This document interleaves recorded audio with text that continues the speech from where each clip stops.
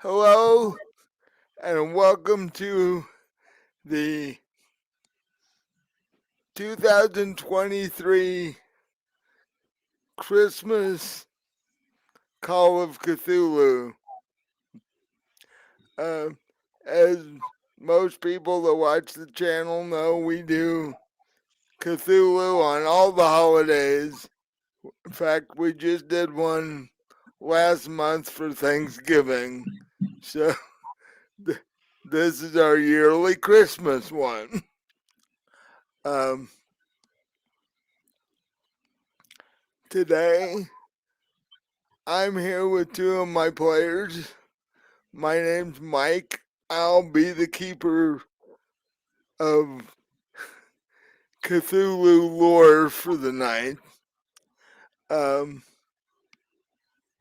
and I'll just throw it over to my players to have you tell them who you are and what you do, and we'll dive into this and see how long you stay alive. So we'll start with Robin. Hi, I'm Robin. I'm playing Cora Hanley. She is a struggling artist. Okay. And then we'll go down below her to Ian. Hi, I'm Ian. I'm playing um, a antique shopkeeper named Felix. Okay. So it is a rather chilly night in Providence, Rhode Island. And it's the 23rd of December, 1925. And every year for a week leading up to Christmas, there's a big festival in Providence. Yeah. Even in 1925, Providence being the capital of Rhode Island, there is a fair population. So people being just 2 days out from Christmas are hustling around town buying last minute Christmas presents. Uh, there are special things set up that you can do as part of the festival. There, you know, street vendors and jugglers and circus things, and but it all has a Christmas theme. So, you know, while people are shopping, they'll stop at a booth and grab a cookie or whatever and keep their energy up while they're fighting other people for that perfect toy or whatever. And so, and but there's been today today's been kind of bizarre. There's been a bit of a damper on the day because there was supposed to be a silent auction tonight at the home of um, the Heatherwood family, who is a one of the wealthier families in Providence. But To everyone's surprise, um, Lauren, the youngest brother of the family, and the person who was overseeing the charity auction, was found dead in his home about 3 this afternoon. So the family, not wanting to deprive the city of the auction, has turned it into a estate sale rather than a charity auction. Um, Everybody in town is invited. Um,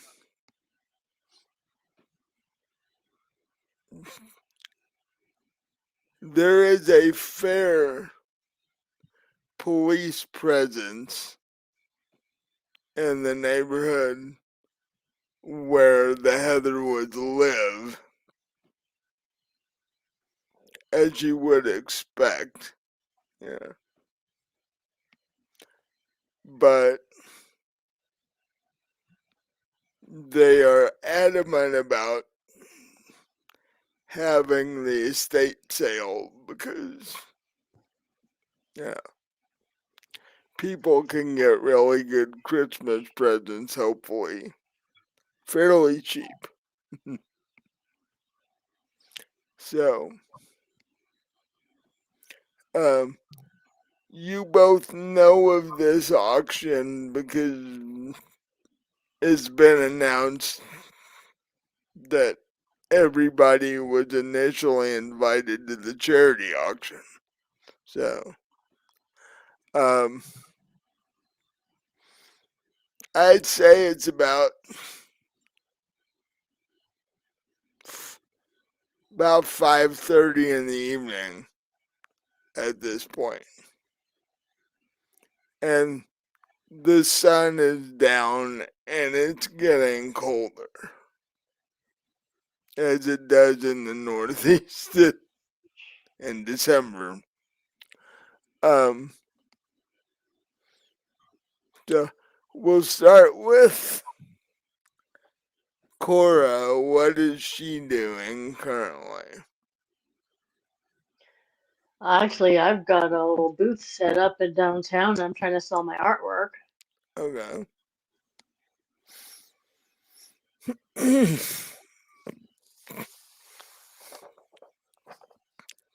um, let's see.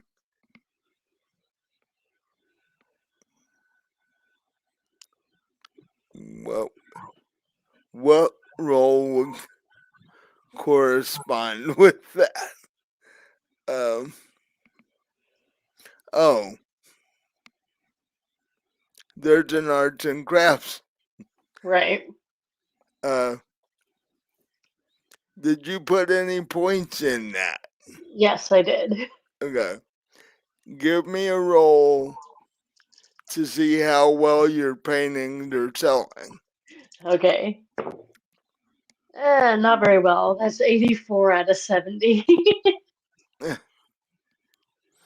You're having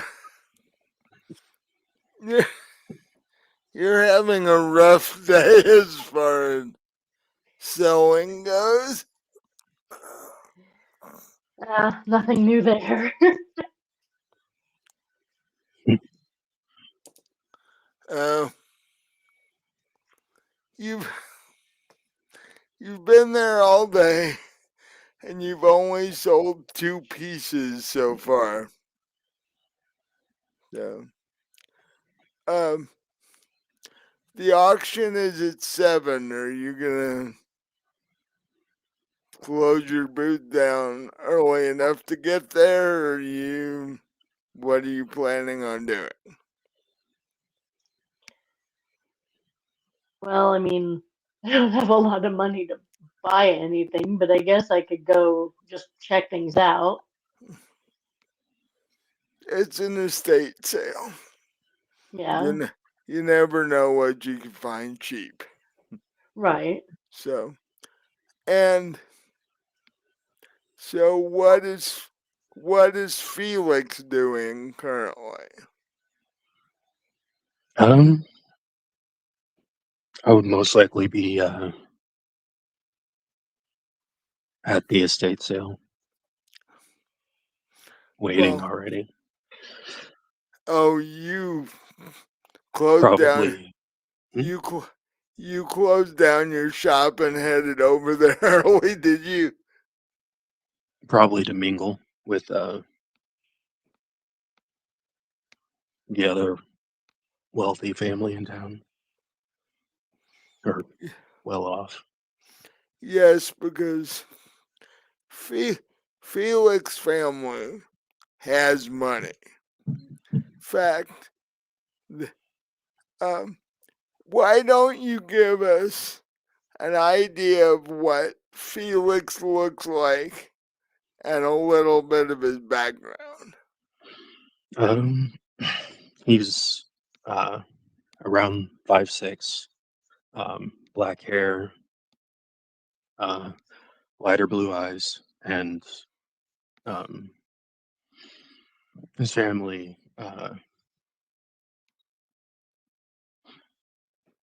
used to be one of the more wealthy in the city, but they moved out for various reasons, leaving behind the antique shop that uh, I took over once I moved back. Okay. Um, being an antique dealer, you are literally drooling over the possibility of getting a hold of some of these things Right. from the Heatherwood house.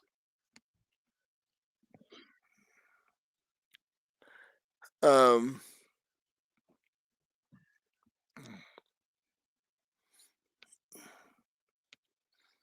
and so,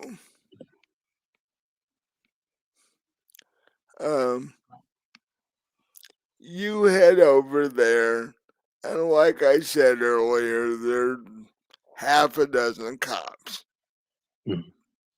because no information on how Lauren died was given. It was just announced that he passed away.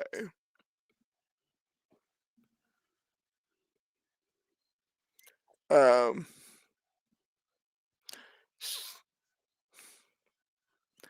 so, would Cora's father be there? Yes, he'd be one of the cops there.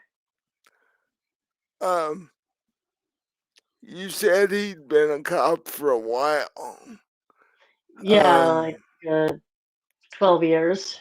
what do you know what rank cop your father is? Or He doesn't really like to take his work home. He doesn't talk much about what he does to uh, me. so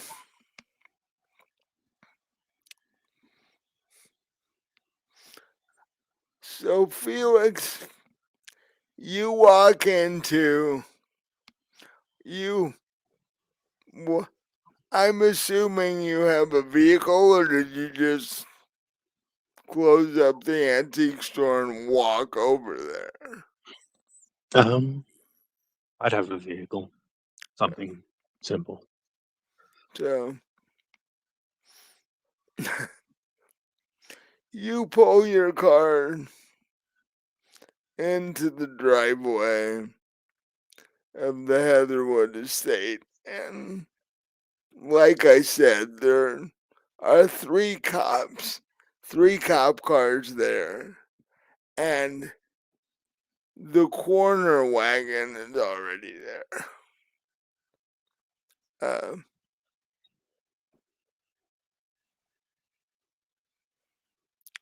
So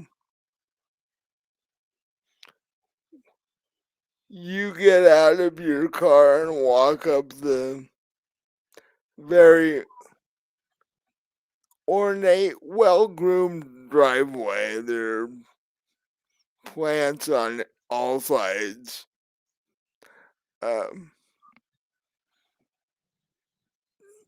the family was big into gardening and horticulture and all that sort of thing. So, yeah, the it looks like an ornamental garden outside. So, as you're walking up the drive and you see the cops and the couple of guys that are obviously with the coroner's wagon to take the body away, what do you do? Was the death announced? I forget. Yeah, Yeah. it, it was announced around 3:30. They said he died around 3. Hmm. So it's been a couple of hours.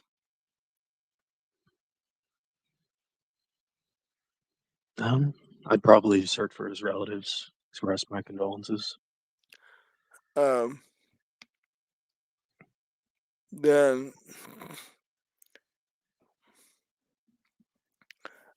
actually, let me see what we can do here.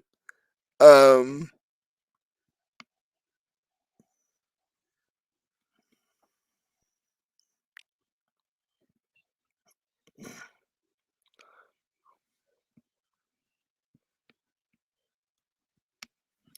um, let's see.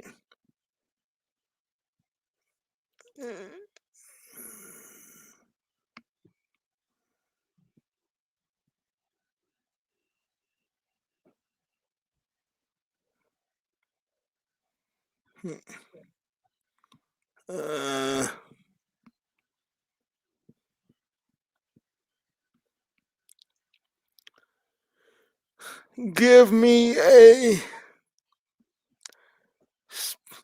give me a spot hidden roll to see if you can notice if the relatives are around.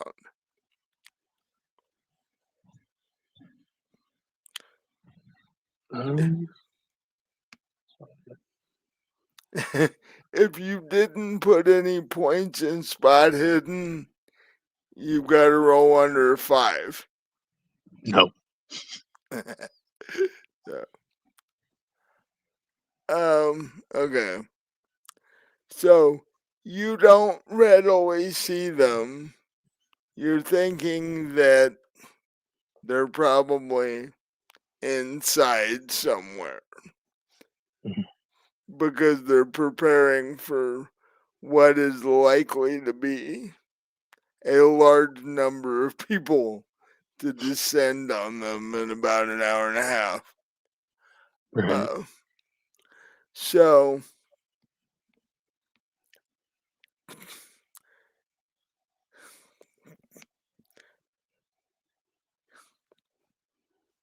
um, did you put any points in medicine by chance?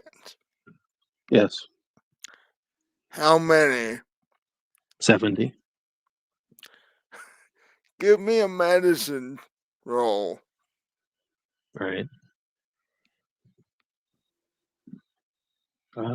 37. Nice. Uh, with the knowledge that you have of medicine, you think it's pretty strange that the body's been dead for 2 hours and the corner people are just sort of hanging around chatting with the guys from the police department, and the body is not in the van, not in the wagon yet. So, uh, so you walk in,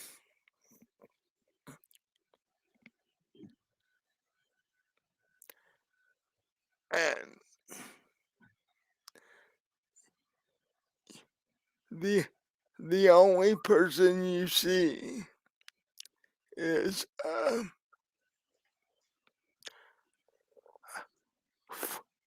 Florabelle, which you know is the grandmother of the family, and she is standing in the living room with a rather large crystal glass in her hand and what looks like half full of whiskey at this point. Um, so what do you do?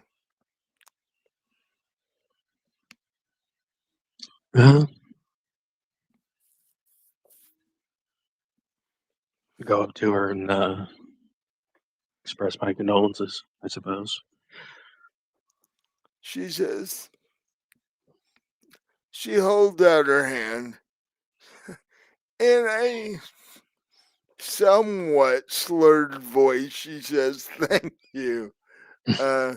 Apparently, she's been at this for the last 2.5 hours since Understandable.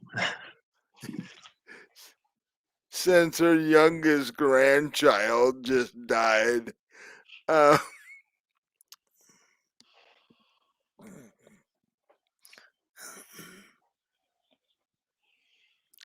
so, actually, did you put anything in history? Um, I don't believe so. So,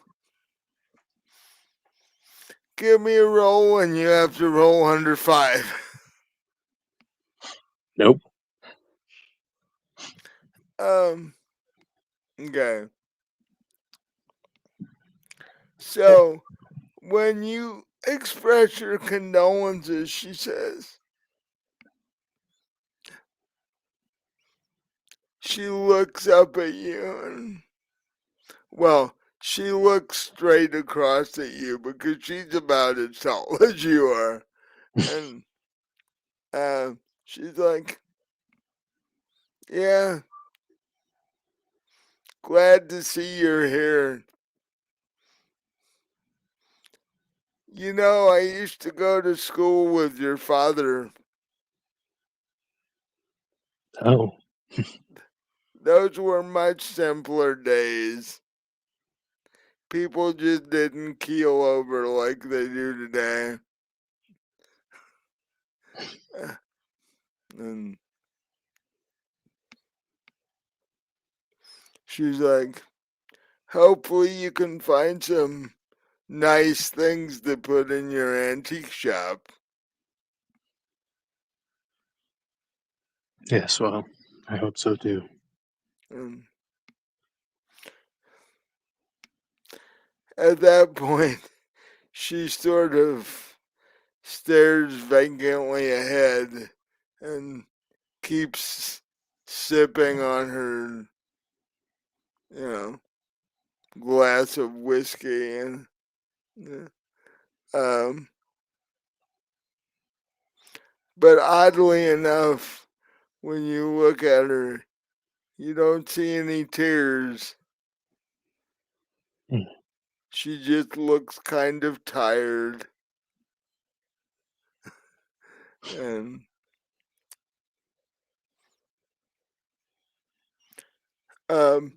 you do know that there is um, Lauren and his wife were also living there with the grandmother. So, are you going to attempt to find his wife or? Yeah. Uh, um, so you look around the house and you hear um,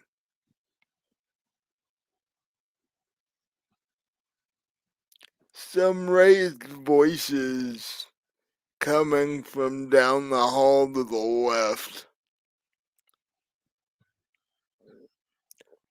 And as you go there, you notice that you're surrounded by objects that, even though your family was considered rich, even they wouldn't have had some of the things you're looking at. Right. Yeah. There's a samurai statue in the corner of the hallway that's plated in gold. Fancy. Yeah. These people look like they wasted a lot of their money on, you know, frivolous artsy type things. Um, but you get to the end of the hall and you see this lady in her, you're assuming, mid-30s, uh, shoulder length auburn hair, green eyes, with a pretty decent figure for a lady in her mid-30s. And she's yelling at a policeman standing in front of her. And oh, by the way, the deceased body is laying on the bed next to her while they're arguing with each other. Just okay. So she's not laying next to it. Her, her, her and the cop are standing there, but the body's just laying there on the bed while they're, you know, Right. arguing with each other. So what do you do? Um, I go up to her and say what seems to be the problem.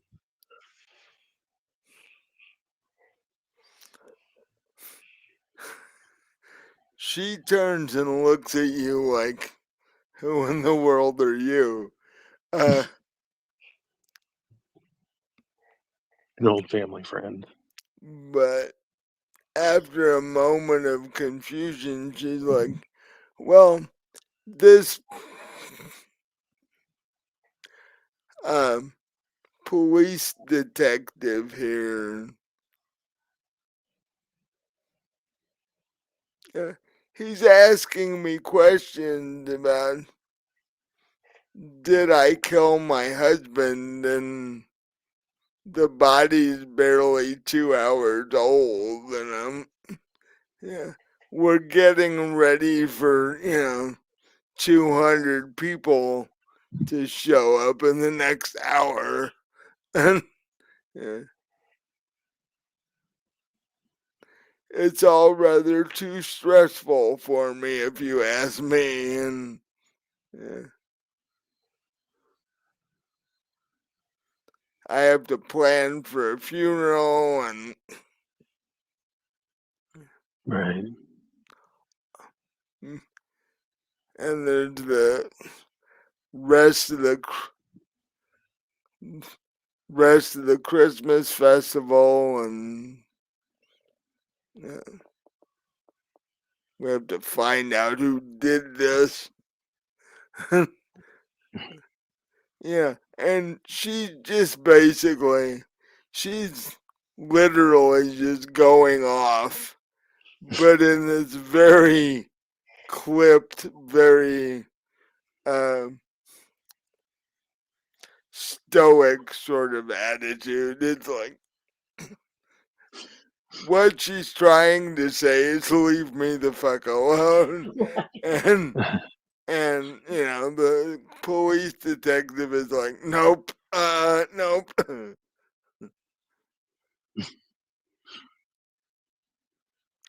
So and she she finally stops and goes, now what is, what is it you wanted and why are you here?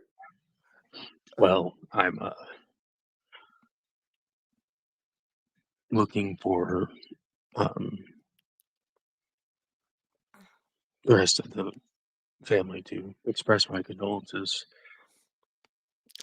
from an old Oh, family friend. oh, okay. Well, I'm Liza. I don't know that we've met before. How old is Felix? 38. So, you guys are roughly around the same age, Mm, but I don't know that you've traveled in the same circles, as it were. Um, Because I get the sense that Felix isn't your normal, you know, extremely rich playboy type, no. which which which is what she would be following.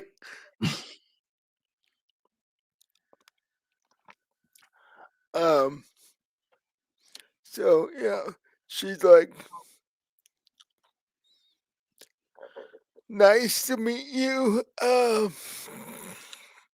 Thank you for your condolences. I'm assuming you met my grandmother out in the living room already. Uh, Yes.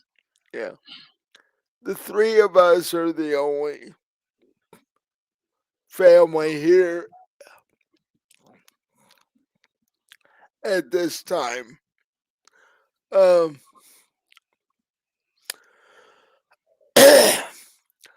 um, you know, have go back out to grandmother, have her fix you a drink and hang out until the estate sale starts.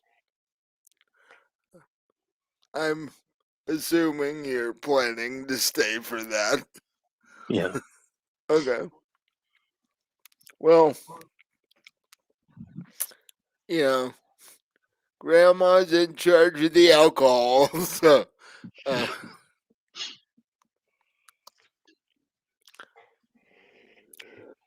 and I'm sure we'll have time to chat during the sale when the policemen have finally exited the property.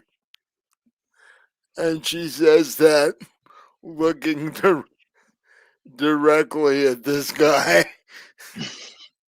And he doesn't, he did not look real pleased at her comment. And, so, so do you do that or do you continue to look around or what do you do? I'll go back and wait. Mhm. Okay. You go back in the living room. Grandma is slumped into a chair, her whiskey glass on the side table next to the chair, and she's pretty much out. Um, but the the bar is fairly well visible. You can see several crystal decanters on a counter on the back wall of the room. Hmm. Uh, so, complete with glasses, and there's a cabinet. So, um, do you fix yourself a drink, or do you just sort of hang out? I'll fix myself a drink from the least expensive looking bottle if I can find Well, one. everything's in fancy crystal decanters. They don't have labels on them. There's a couple of clear ones. There's a brown one that's about 3/4 empty, and there's a green one. I'll go with the clear ones. Okay, so you open the cabinet, grab a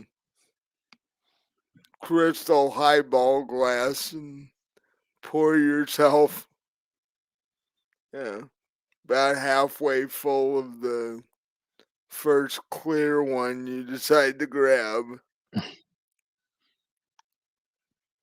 and you take a drink of it, and it's fairly smooth gin. Um, you wouldn't expect them to have cheap alcohol at this point.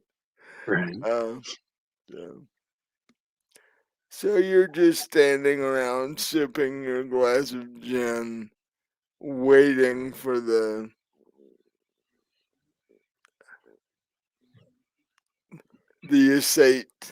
estate sale to start. Yeah. From there, we will cut back outside to the street where Cora has her booth. Um,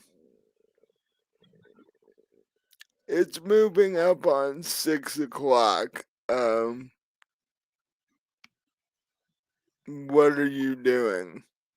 Well, at this point, I think I'm going to start packing up because I want to get home, drop off my paintings, and change into something a little nicer before I go to the estate sale. Okay, so you start packing up your stuff. Um, give give me a spot hidden roll. Okay. That is 17 out of 60. Uh,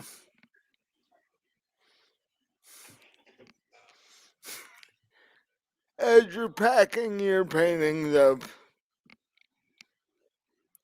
you see this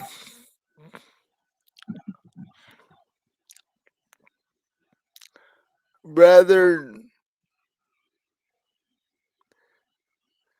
actually, I was gonna say rather disheveled, but it's more of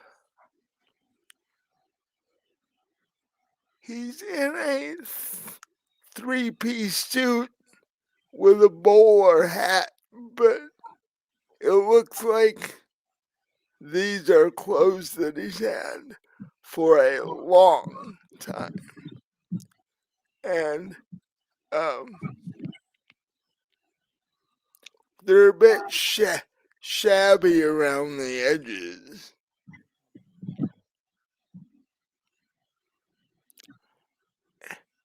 And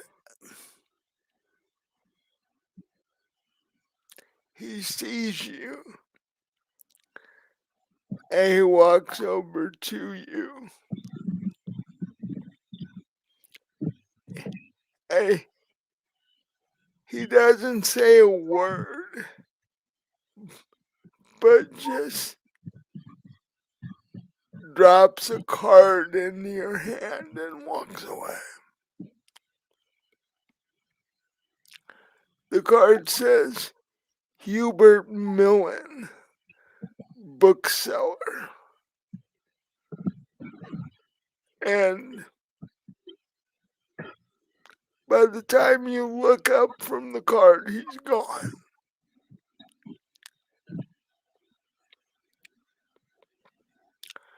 But what remains is this almost musty, almost moldy smell,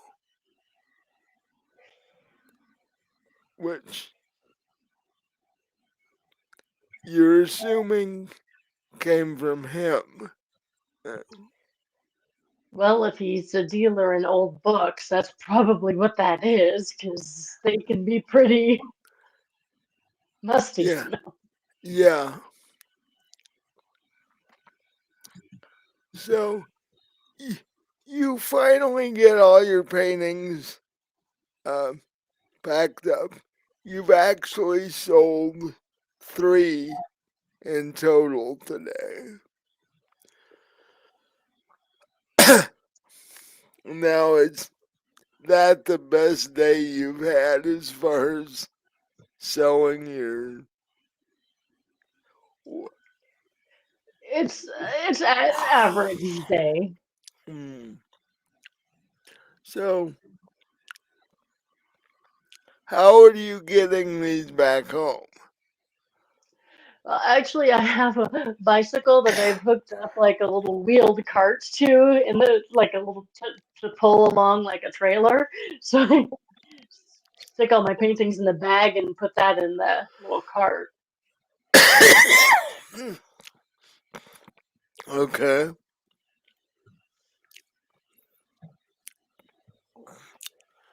How far away do you live from where you're currently at? Like 6 blocks, so not that far.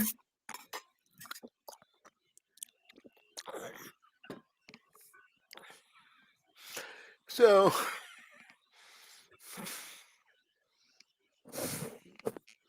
you get home. The Now, does Coral live with her dad, or does Yes. she lives Yeah, I with live her with my dad? dad. Well,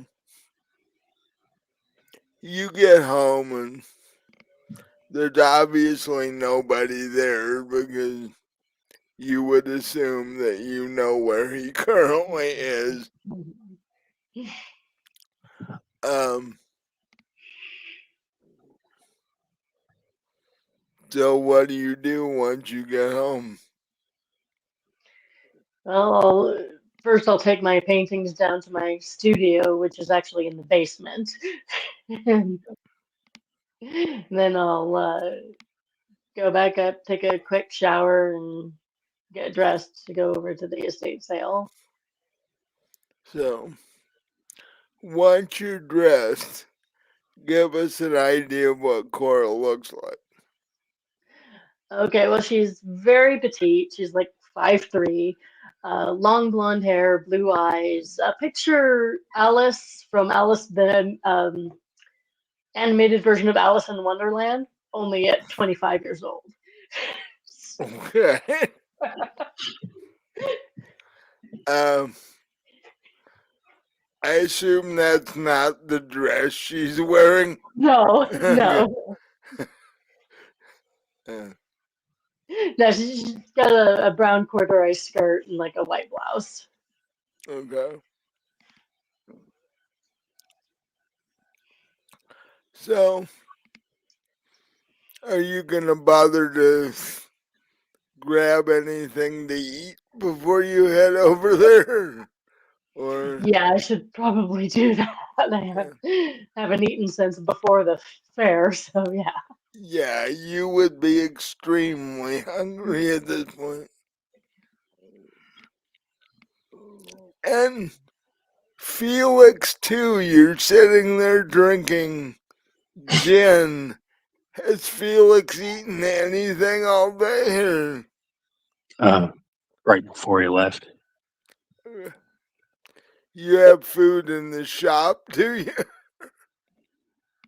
Mm. I live Well, upstairs. oh, okay. Well, yeah, that would work. Because I was just thinking drinking large amounts of gin on an empty stomach and makes for an interesting auction. But, um, so you grab some food and head over, and we're gonna cut back over to Felix because you've been there for a while now, Mm. and the guys from the coroner's office still haven't come inside. Yeah. So, uh, you, you're starting to you're starting to think this is really strange. In fact, the body is still laying on the bed in the bedroom, and although it is dressed in a quite fancy silk three-piece suit, which he was wearing when he keeled over, but you just think it's odd that everybody's shuffling around and nobody's attending to the dead body in the room. Right. You know, so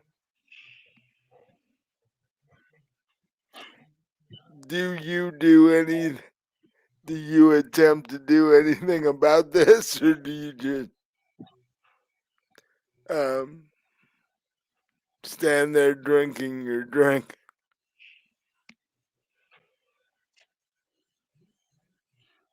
Uh, I'll probably go out and ask uh, the coroners why they aren't going in to get the body. Uh,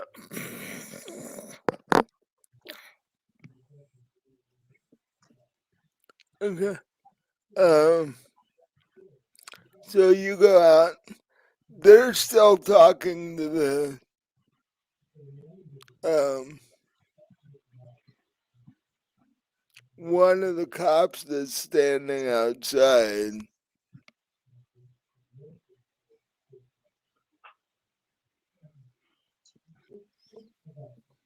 And oddly enough, uh, you overhear one of them, and they're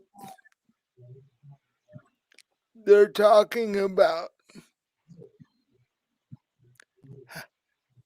how the 1925 Boston Red Sox baseball team is doing.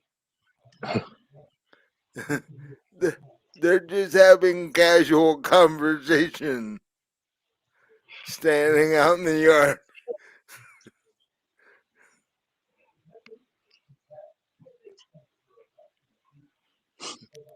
So, so what do you do? Uh, I walk up to them and say, I'm sorry to interrupt, but are you not going to move the body? And the policeman turns to you and says, "Just exactly who are you?" A friend of the family of the deceased.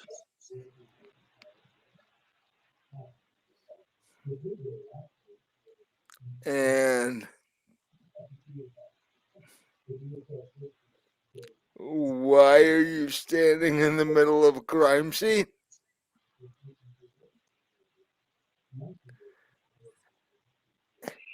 Am I? When he says this is the first you've heard of anything like that. There's no, there's no, 1925 equivalent of yellow crime scene tape or anything. As far as you know, they were chatting about baseball 2 minutes earlier. It's like suddenly when you walk up, suddenly the guy goes into cop mode all of a sudden.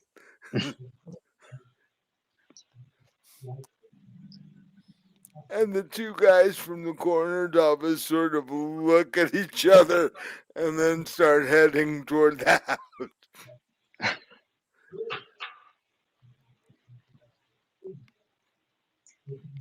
It's almost like they don't realize they're dealing with an extremely wealthy family and that they're acting like this was just some normal middle class guy who drank himself to death or something.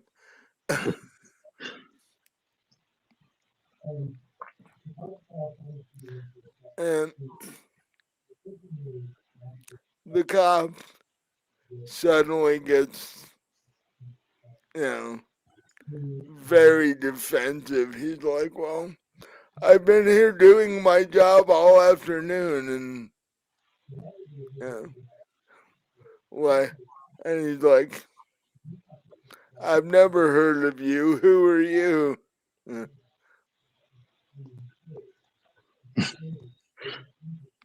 So what does Felix do? Um. Oh.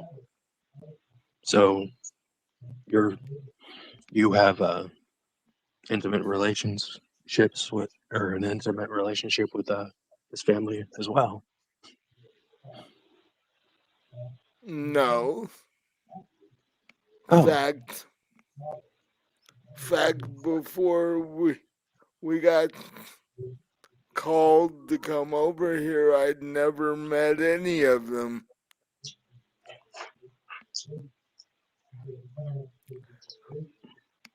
Well, then I assure you that there will be many people you probably don't know who knows this family, wondering about.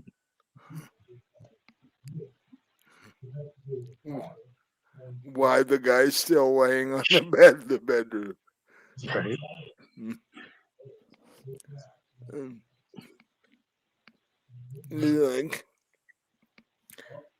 He's like, well,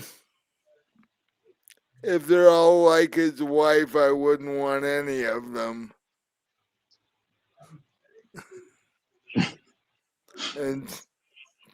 and turns and walks away. What a pleasant fellow.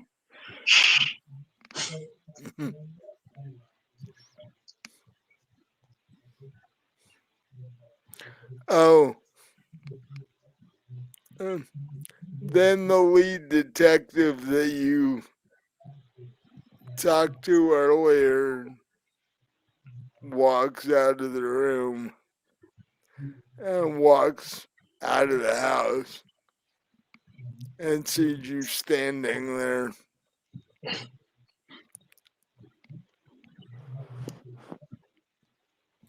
Oh, what is Cora's father's last name? Hanley. Hanley. So this detective walks up to you and says, I don't think you introduced yourself earlier. I am Detective Hanley. Who would you who would you be? I'm Felix. Felix who?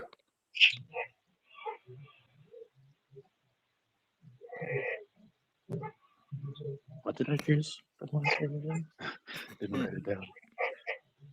I didn't either. Oh, Johann, I remember Right. that. We, Felix Johann.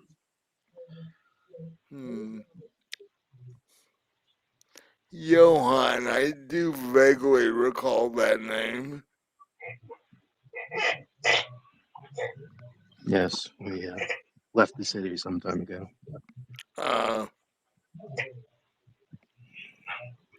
So,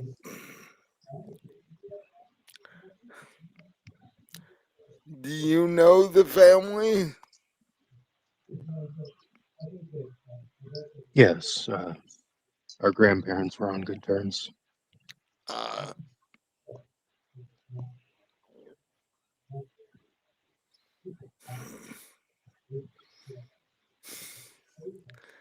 did you know Lauren or his wife by chance? No.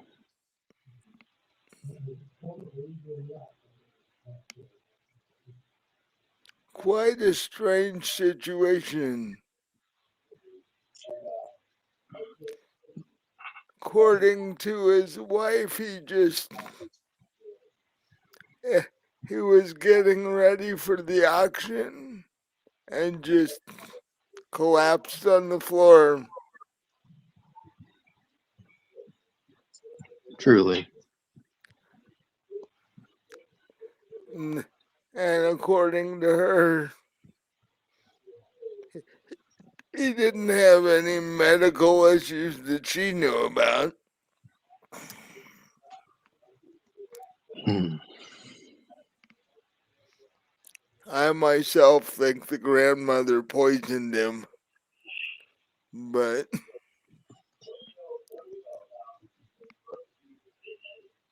that would take a lot of tests to find out. Yes, that's true. Yeah.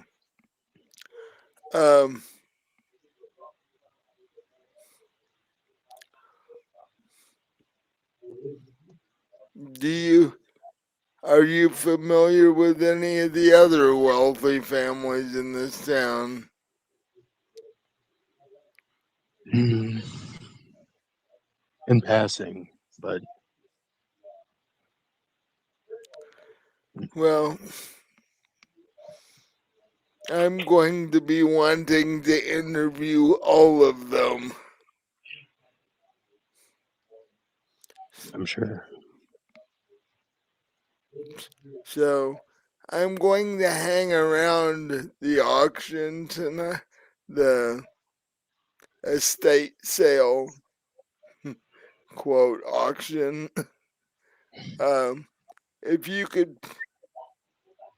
point them out to me if any of them happen to show up, I'll be sure to. because I'm assuming since you're already here, that's what you're here for. Unless you just like to wander around strange crime scenes, which, I assure you, officer, I'm an upstanding and legally abiding citizen. I mean, if you have to point that out, then maybe it's not true.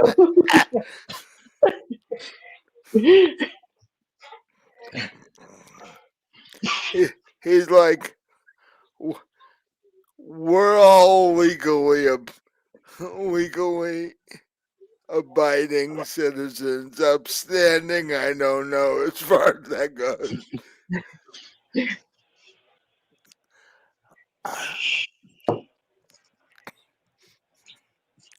And he he just sort of nods his head and walks away.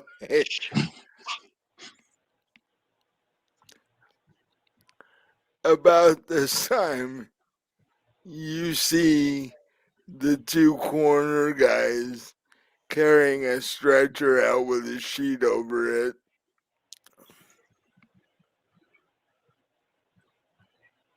And you see his wife walking behind them uh, as they load the guy into the van.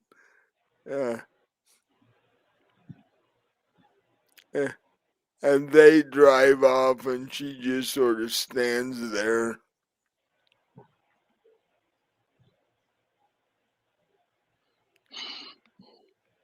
Did you do anything, or you just still standing out in the yard going, this is all kind of weird? I'd probably go back inside. Grandma is still knocked out in the chair in the living room. Uh,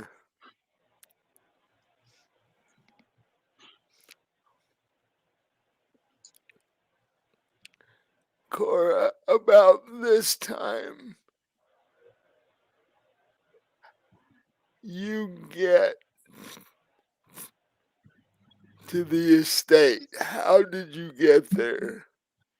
I rode my bike. So,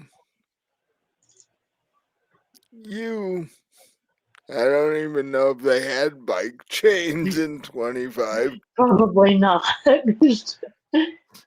So, you lean your bike up against the nearest tree and you start walking up the uh, pathway toward the house.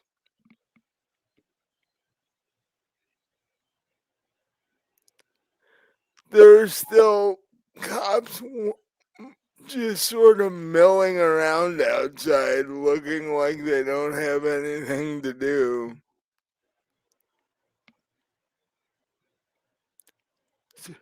So, what do you do? I guess I'll go in. You walk in.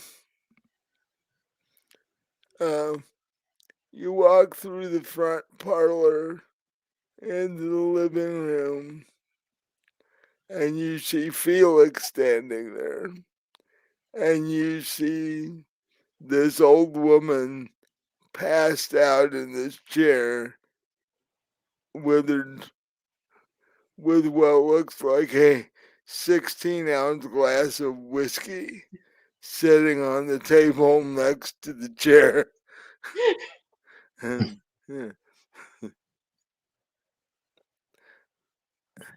and then you realize why the old woman's passed out. Uh, what do you do? So I guess I'll, since Felix seems to be the only other person here right now, aside from the Yeah. unconscious lady, I'll go over and I'll ask him if he's here for the estate sale.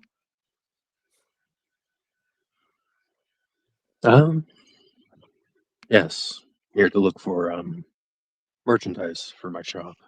Oh, what kind of shop? An antique shop. Oh, nice. I just It thought gets I'd come and look around here. and you. Sorry? I think he's asking why you're here. Oh, well, we were all invited to what was supposed to be an auction, so I figured I'd just come take a look around at the estate sale.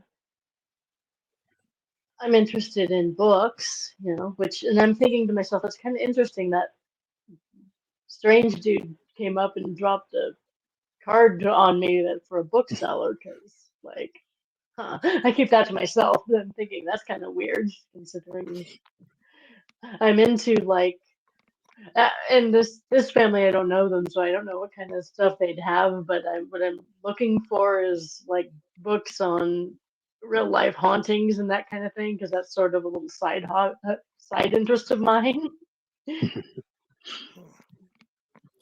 Well, there's plenty of that going on in the mid-20s in the Northeast, because this is also the period of time where you had the spiritualist movement and all the seances and all that sort of stuff. So, Yeah, and I have definitely a passing interest in that sort of stuff. um,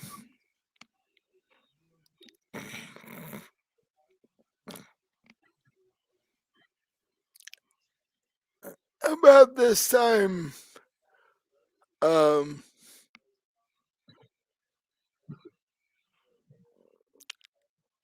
Lauren's wife comes into the living room.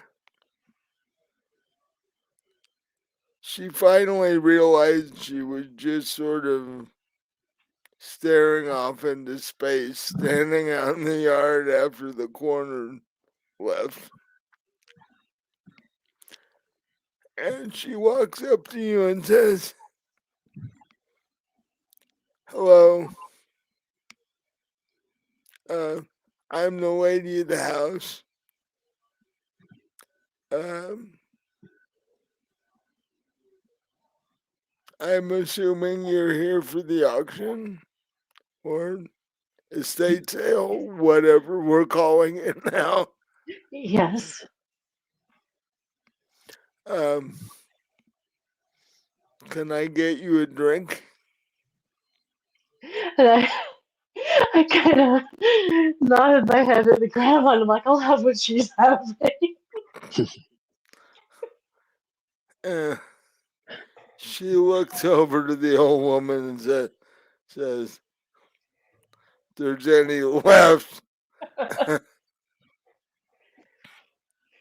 Fact, she walks over, literally picks up the drink, and takes it back over and pours it back into the decanter that it came from.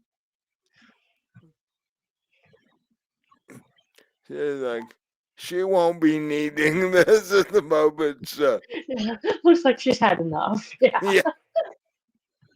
Fact, I'm gonna have to call one of the gardeners to pick the old woman up and take her up to her room. We can't have her sitting there passed out while everybody else is here. Yeah, someone might try to buy her. Like, look at that realistic statue. She's like, I sell her for $1. Yeah.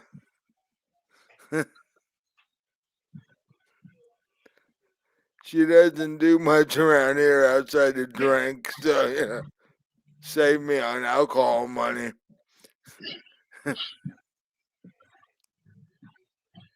But that would look sort of odd. So.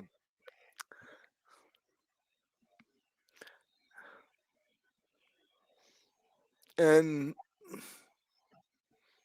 she goes over and gets you a regular sized glass of whiskey, about the size that Felix has.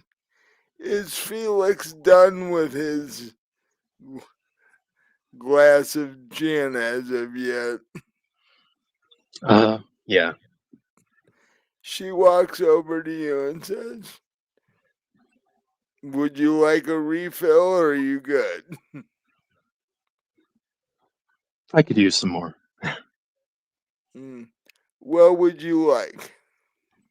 We have gin, vodka, whiskey, and absinthe at the moment. Gin works. She refills your glass and walks over and hands it to you. Says, I'm gonna go in the back and grab one of the gardeners. I'll be right back. And she heads outside to find somebody to pick up this lady and, you know, do Drop her off something. in bed. Yeah, do something with her.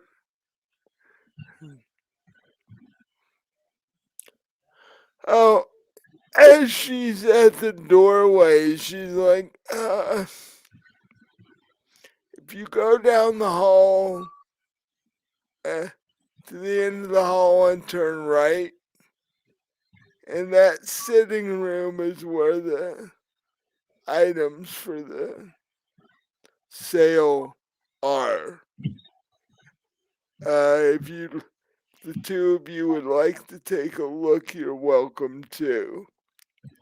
And then she disappeared. And we'll all head down the hall to the room. Same here. So the two of you walk down the hall. Walk down to the end of the hall and take a right, and it's the, the large double doors are open to this humongous sitting room, and it's filled with tables with things on them. They had probably set this up over a couple of days, thinking that this was still going to be the Christmas charity auction.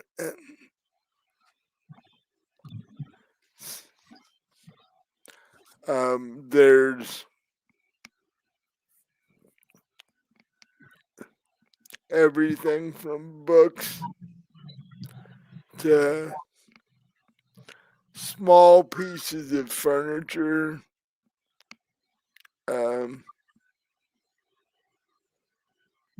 to, to art pieces, to knickknacks.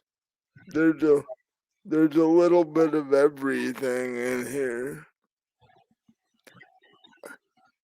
fact, I need Core to give me a spot hidden roll. Okay. 35 out of 60. You actually see hanging on the far wall above the fireplace one of your paintings.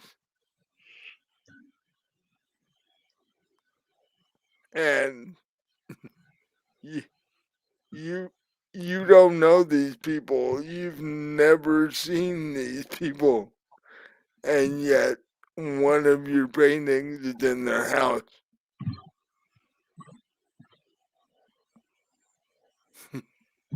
That's interesting. Um did you point this out to Felix or Yeah, I'll mention it too. is that yeah? You're like, this is one of my paintings and I don't know how it got here. Right. I know I didn't sell it to anyone here. So. Truly fascinating.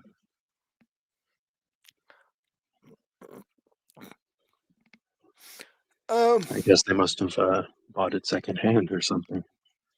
Or it was a gift, or yeah, That too. something. Yeah.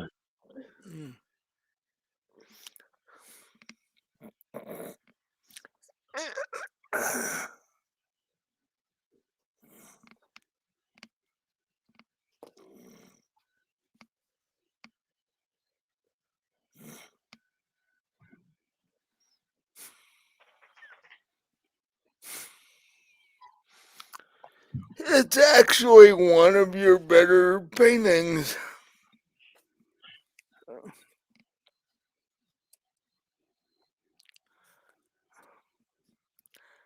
about then, What? uh, Okay. This is Daddy. what about then you hear a noise in the other room and you hear this drunken voice and it's like, hey, what are you doing? I'm perfectly fine, blah, blah. And, and you hear this male voice going, I'm just doing what I was asked to do.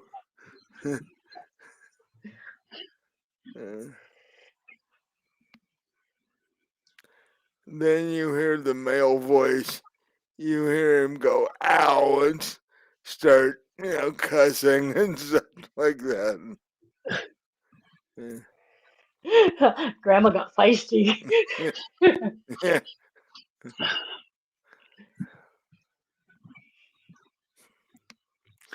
Then you hear Lauren's wife go up to your room or I'm cutting your alcohol supply.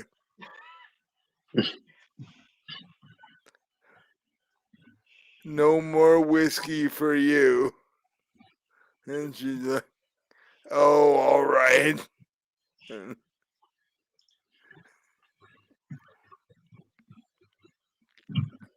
then um, you hear footsteps down the hall and you see her walk in the room.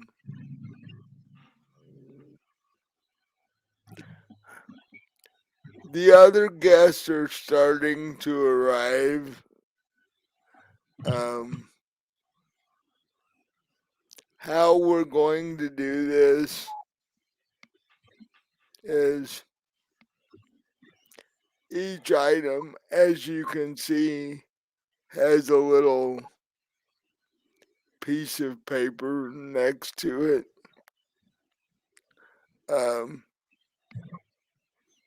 We're gonna do this silent auction wise, so the people who want to bid on it, you write what you want to bid and put your initials next to it. And then by the end of the night, the person with the highest number on the piece of paper gets the item. Uh, so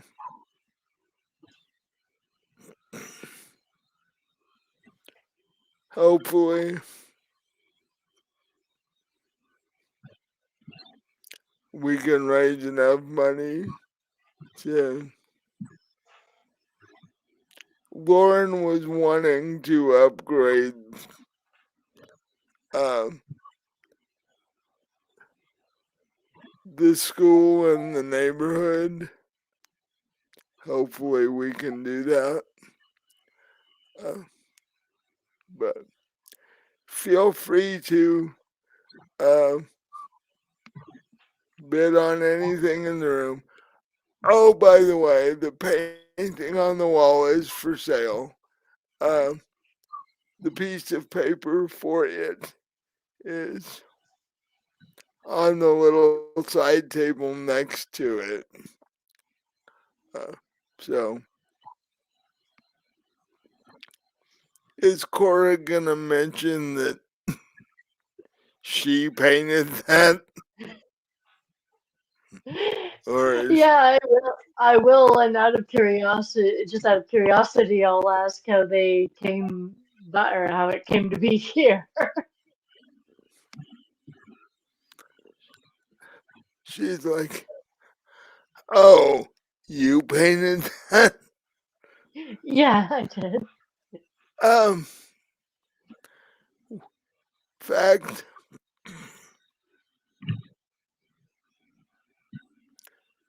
the school last year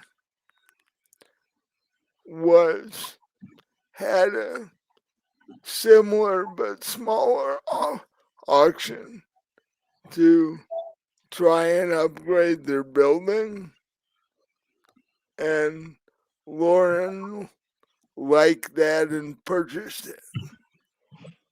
Wow.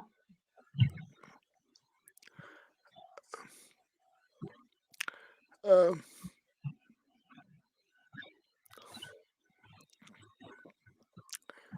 we figured since it was his that uh, we could raise some money with it, and somebody else who would appreciate it could get it. We literally have more art than we have room for. Well, I hope it brings in a good price for you for your charity. Well, now that I know uh, who did it, I I will I will consider having some private pieces done at another time. So Lauren and I's art taste was always somewhat different. So, It's a fair but subjective thing. well, yeah, I've traveled more than he has, or more than he did. Um, I'm more into well, the you've seen the gold samurai statue in the hallway. Yes, I'm assuming that's not for sale. That's mine. Uh, I'm more into Middle Eastern and Eastern things. So, um, but uh, I if the two of you want anything, I would hurry and put a bid in before the rest of the people arrive, because the driveway is filling up as we speak. So, and I have to go greet the guests, so I will be seeing you in a little. And she walks out of the room. Is there anything there that any of you want to bid on, or do Well, you do you start exploring things in the room? yeah, I'm gonna start looking at the books and see if there's anything that holds my interest. Give me another spot hidden roll. It is 16 out of 60. Wow, I know I'm actually rolling pretty well tonight. because it's not anything that's life Right, threatening. right. Wait till we get to that, then my dice will turn on me. Yeah. Uh, you see an entire section of, I wouldn't say like haunting type books, but you see an entire section of like history of the occult sort of Mm. thing, and occult rituals and such like that. Uh, there are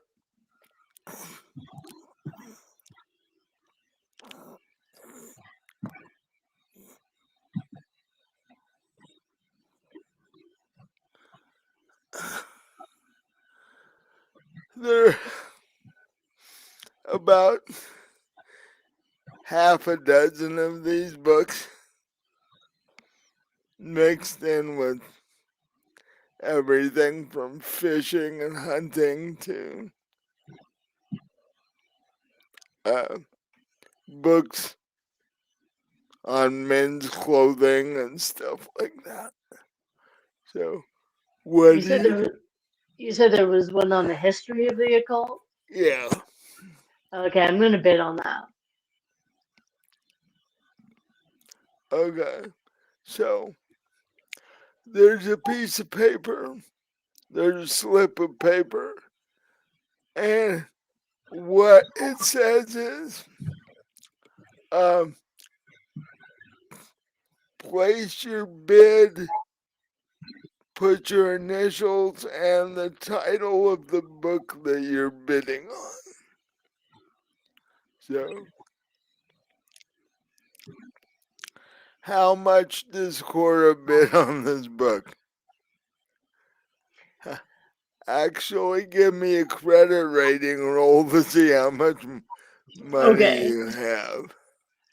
it was 14 out of 30. How many points did you put in the credit rating? 30? 30, yeah. I think that's about average. So, how much do you bid on this book?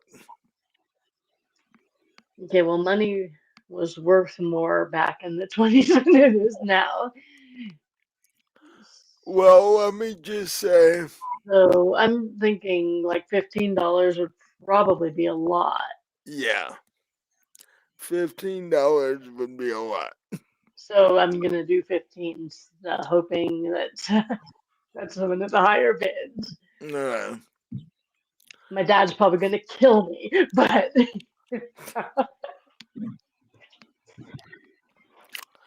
okay. Now, that's part Felix. of the reason I'm doing it too. Oh, oh great. Yeah. Uh, and considering the kind of book it is, yeah. Uh, so, what is Felix doing at the moment? Uh, Looking around for something that looks sufficiently old It's to sell in the shop. official now.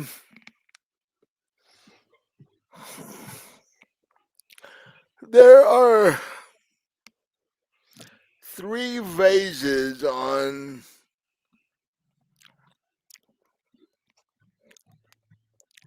each on its own hardwood stand. Uh, and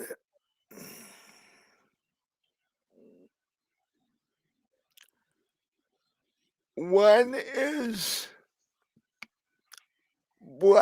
black enamel with red and gold oriental figures on it. You, you assume that's Warren's wife. Mm. Um, there's one that is blue with a medium blue with looks like small white birds on it. And there's one uh that's gray with what looks like gold coins on it. Out of the 3 of them, the gray one looks to be the oldest. I'll put some money on that one then. Uh, how much money are you going to bid on the you get the vase and the stand that goes with it, is what Mm. the piece of paper says. So, what are you gonna put on the?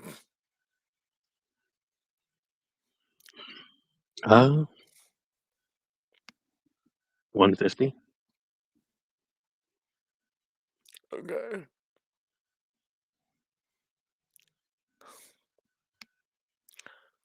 And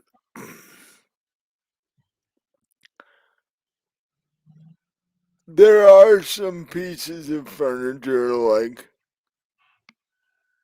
plant stands, and there's a nightstand in the corner, and um, they all look fairly new. None of them really look antique. Um, it just looks like excess furniture they're trying to get rid of. Right.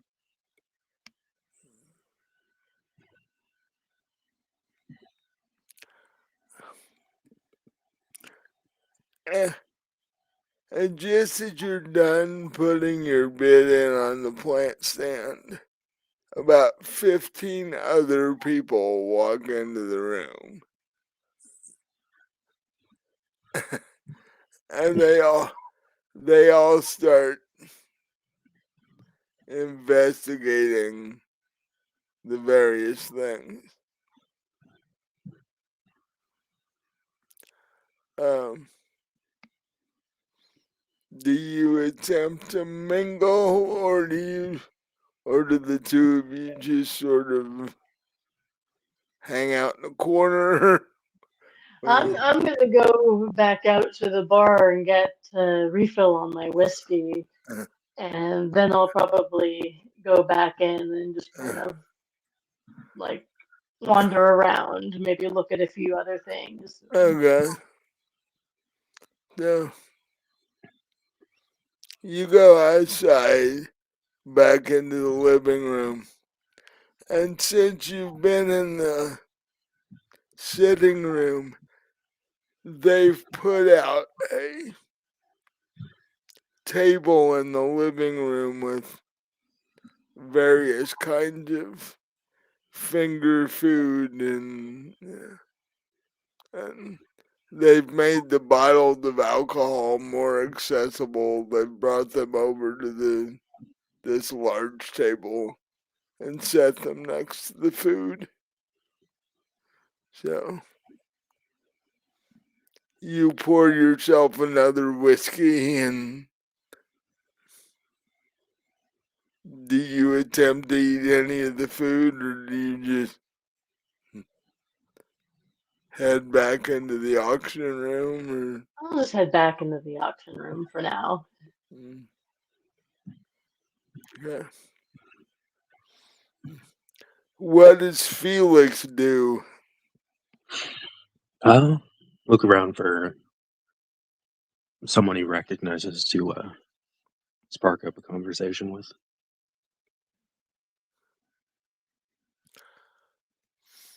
Uh, is Felix the only member of his family that has moved back to Providence, or Yeah. okay?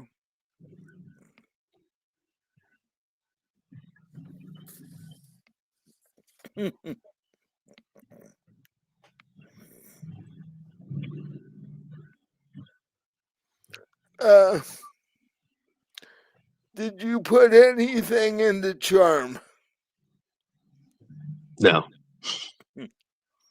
Give give me a charm roll, and you have to get under 15. I got a 2. Whoa, Felix is very charming. Um, Apparently. you, you come up on this lady,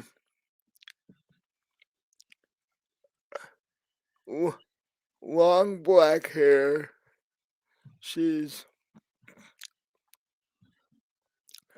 wearing a knee-length blue dress with a fairly sizable plunging neckline.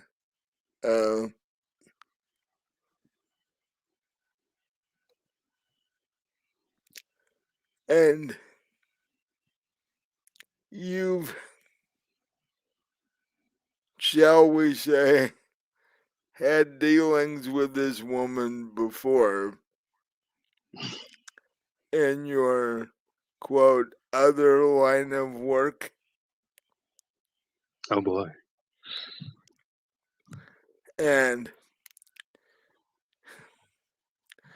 you walk up, she turns and immediately recognizes you. And is like, oh, hey, Felix. It's been a while. Yeah, it's been some time. Uh,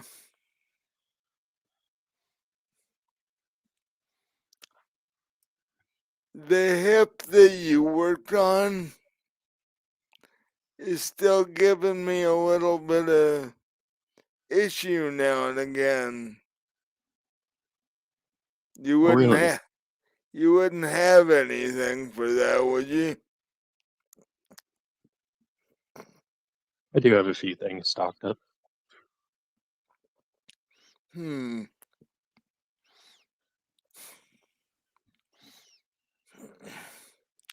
Maybe I'll come by the old antique store tomorrow. Yeah, I'll see you then. It wouldn't be good to leave such a problem unattended.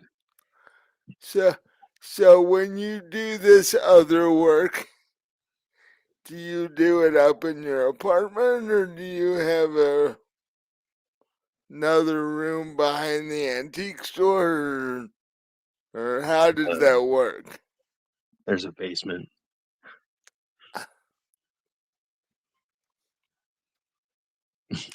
And she's like, so I assume you're here wanting to buy stuff for your antique store? Oh, yes. Yes. Uh, I'm here because my father has a birthday coming up. Oh, that's wonderful. Um, Congratulations. well, in his line of work, getting to another year is always an iffy sort of thing. And when she says his line of work, you know exactly what she's talking about.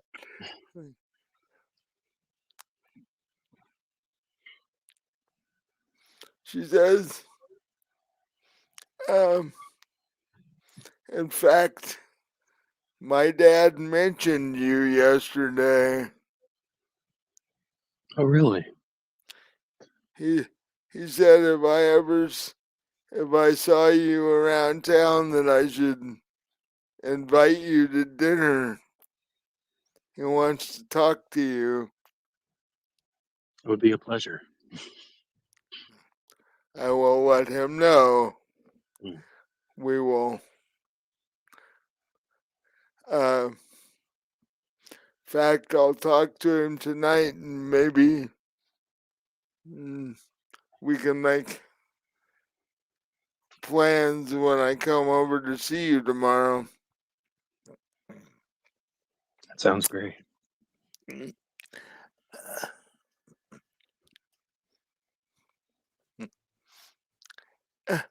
And oh, by the way, in case you forgot,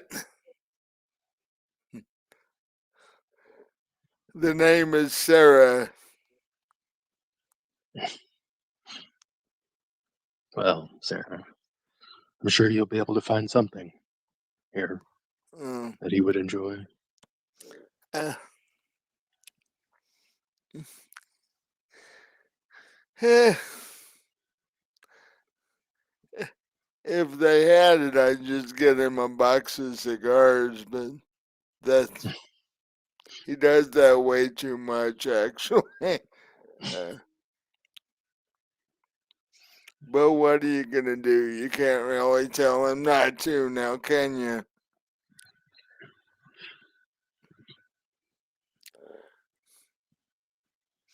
And she gives you a little hug and actually gives you a little kiss on the cheek and walks away.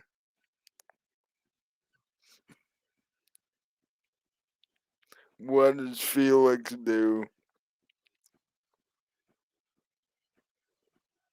Um,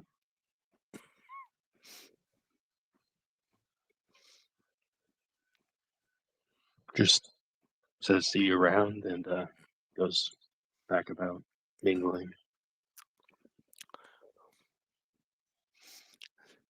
So, what other things would you be looking for your antique store?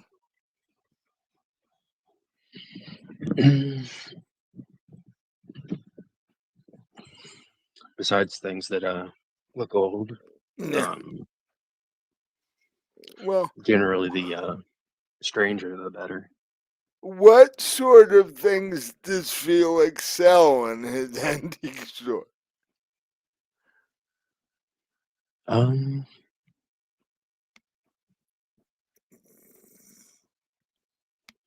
generally like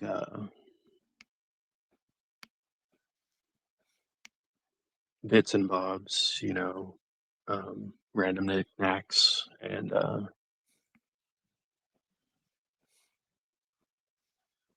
things like um, vases, boxes,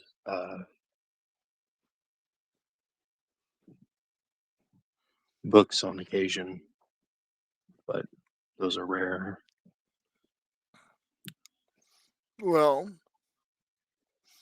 so he doesn't sell things like large pieces of furniture and stuff like that. Then. No. Okay.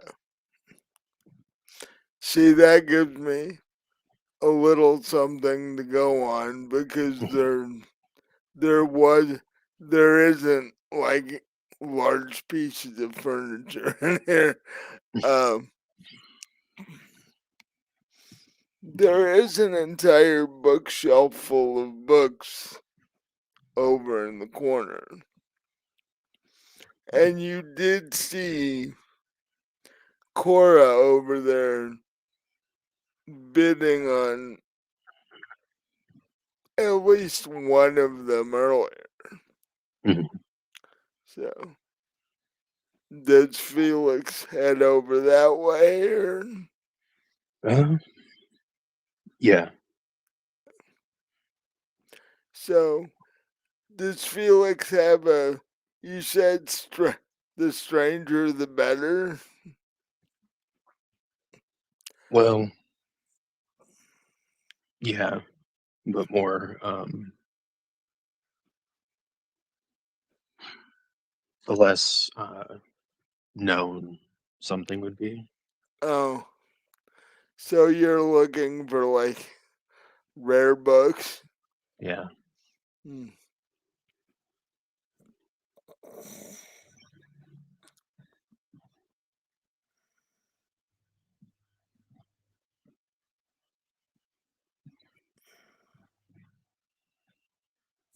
Good.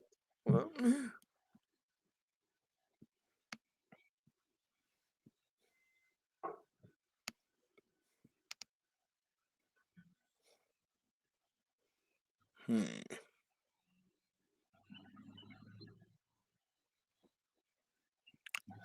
Um.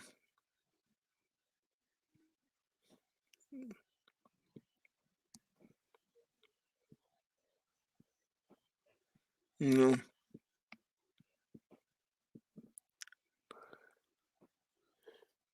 Did you put anything in your occult? No. What did you put your points in? Like all of them, Well, or something that would be. I put some in library use. okay, we'll go with that. Give me a library use roll.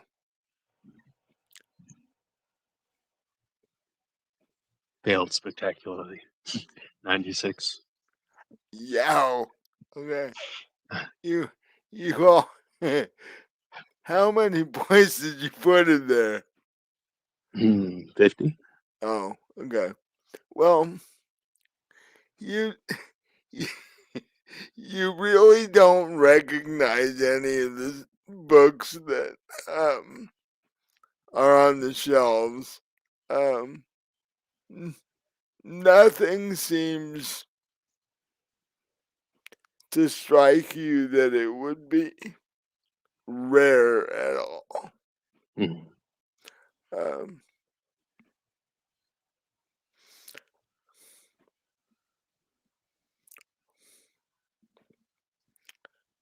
um, there are a few like mystery magazines, like yeah, issues of Ellery Queen and other detective magazines that were popular at that time. Mm. Um,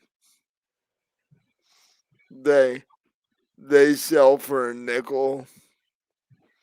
They're like almost the equivalent of our modern day comic book sort of thing.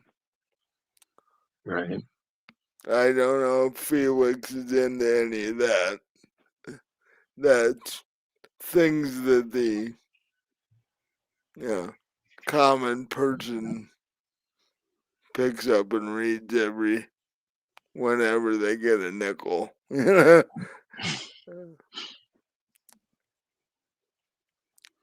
You're probably thinking the grandma reads them. Right.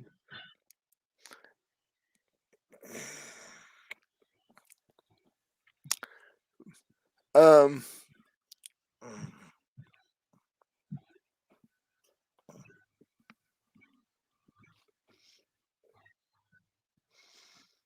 but um, there's like you were saying knickknacks and stuff. There's several gold-plated this and that. Mm. Small small statues of animals and all kinds of things like that. Uh, Probably go check out the statues. uh,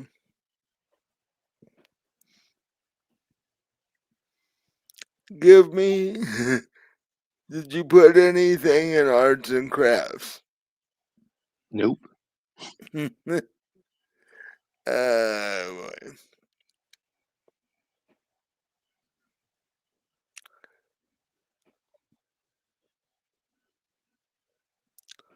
Well,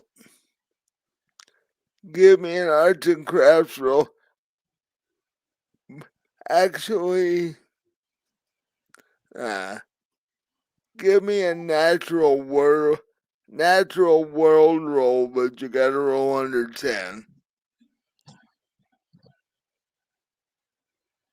Exactly 10. Oh, cool. You know that these little gold statues,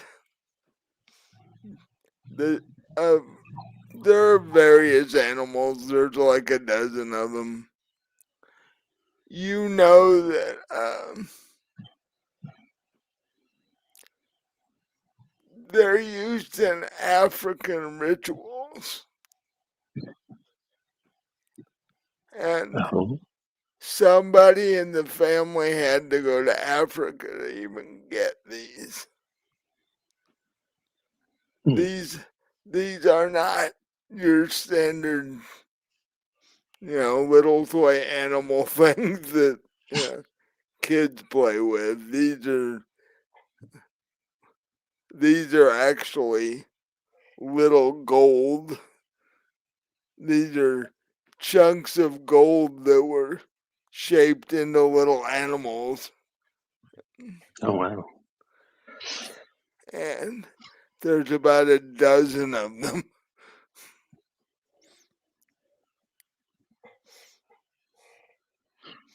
And Are they under a group or do you bid yeah, separately on them?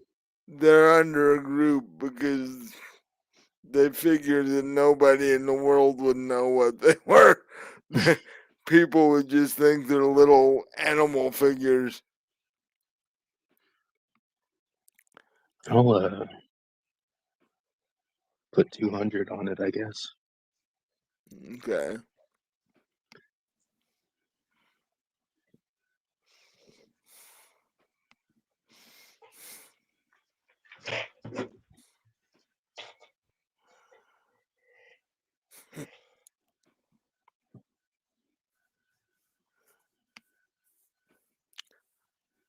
About that time, you feel a hand on your shoulder.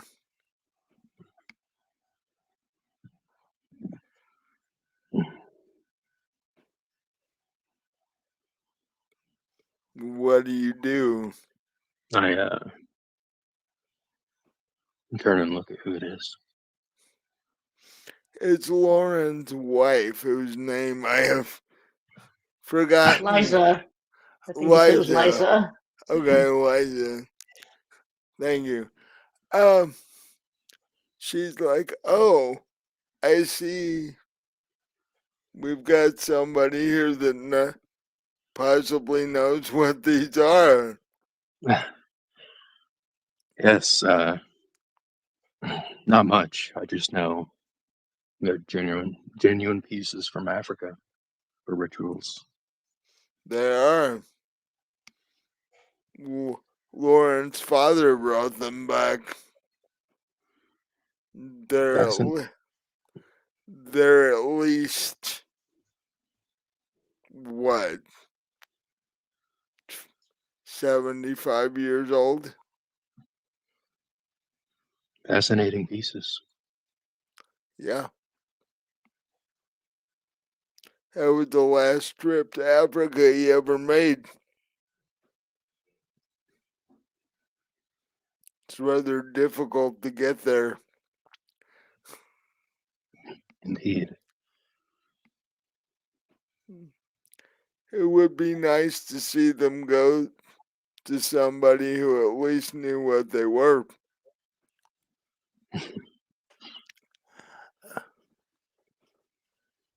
And then she sort of casually walks over to another person looking at things.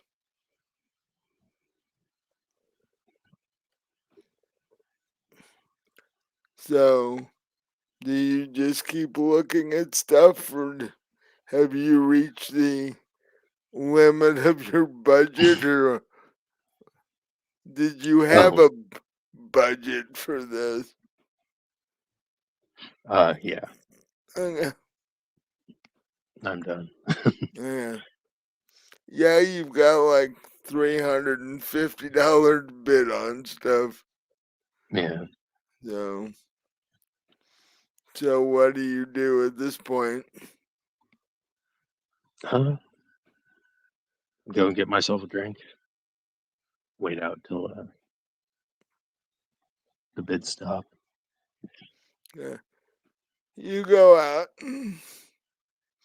pour yourself your third gin of the evening, as it were. Um, Sarah is over at the table a little way down from you. Um, putting together a sample plate of all the food that's there. Uh,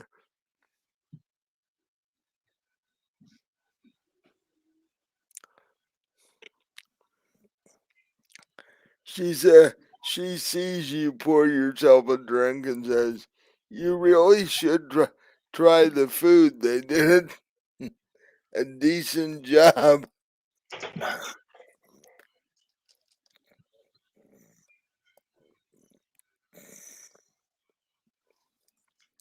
I'll get myself a plate.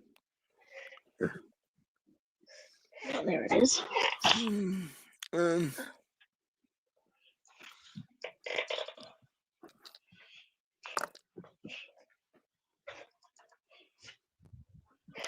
so you sample various things, and it actually is pretty good.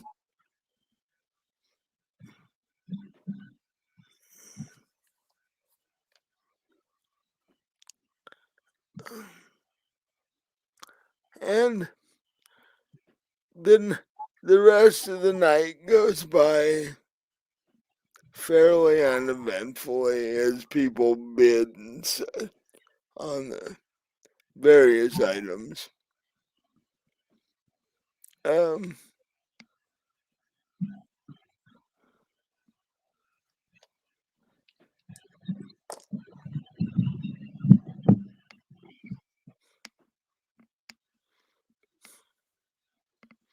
and, um,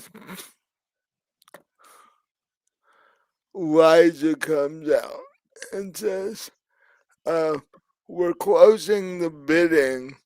Uh, if everybody would like to come back into the room, we will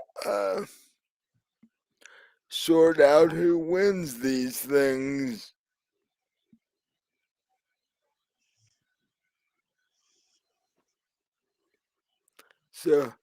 So, what does Felix do? Um, Back into the room I go.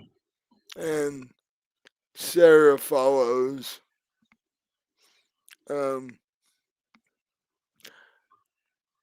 is Cora still in the room, Um, or what did she do? well, first I wanted to check out the competition, so I looked at the sheet for the book I bid on to see if anyone else had bid on it. Um,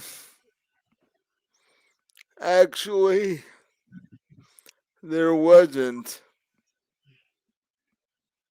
And then, just out of curiosity, I kind of wandered over and to see if anyone had bid on my painting.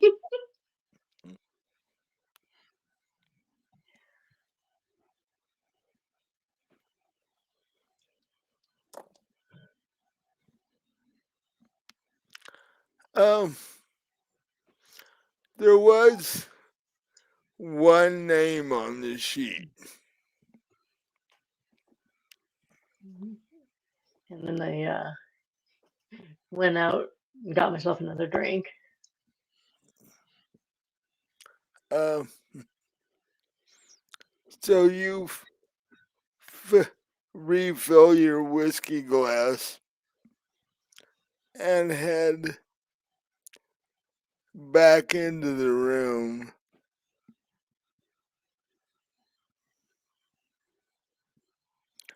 Um, and at this point, Liza is standing in front of the room, um, with her back to your painting, with a list, what looks like a notepad in her hand. And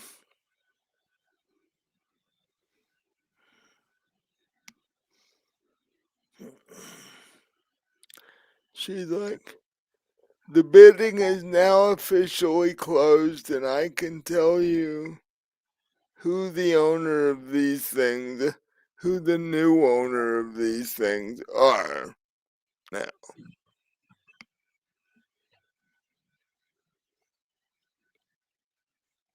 And actually,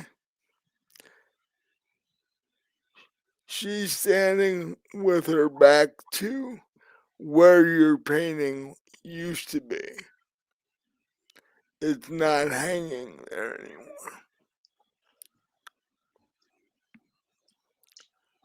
And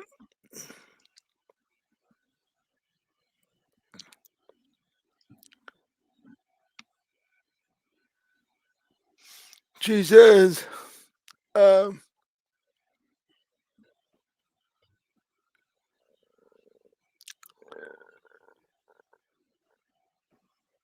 all but one of the books and the painting you saw behind me was purchased by one person. And he's not here right now. The things that he purchased, I will get in touch with him and he will come and pick them up at a later time.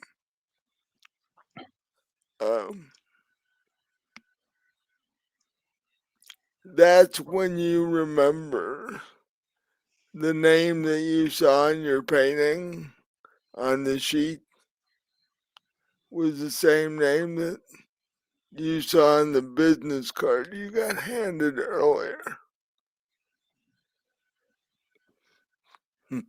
So he not only bought your painting, but he bought most of the books in the room, which would seem logical being that he's a bookseller.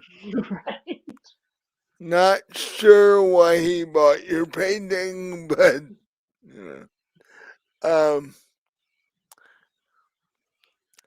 The only book that he didn't buy goes to Cora. And she hands you your book. So do I pay her then for the 15? She says, see me after we're done as far as Okay. paying for your things.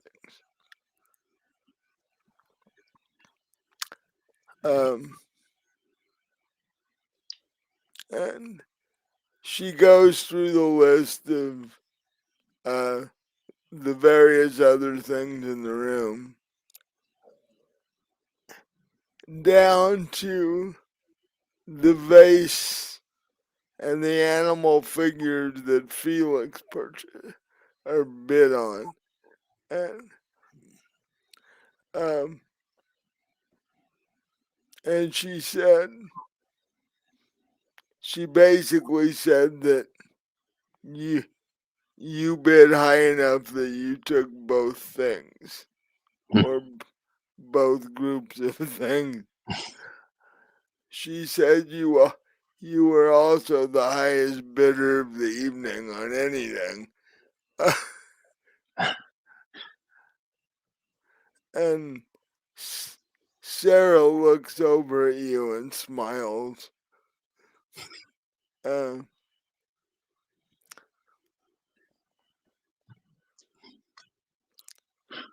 So, Elijah says you can pick up your vase in your animal collection because anytime you like, because the vase and the stand aren't really going to be something you want to lug around a lot. Right. The animals, however, are small enough to fit in your pocket if you want them. Don't know if I'd be going around carrying those, but uh,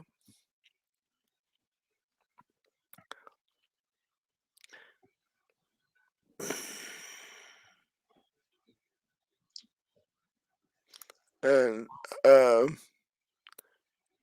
she said, Elijah said, I hope you all enjoyed the auction and I hope you all found something you liked.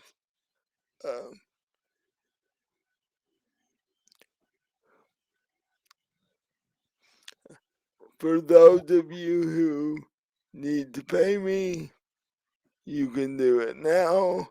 For the rest of you, enjoy the food we set out and have a drink, and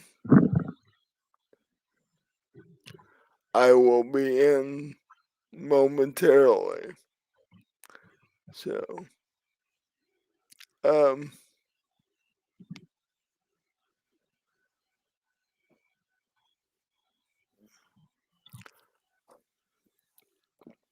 and the people walk up to her and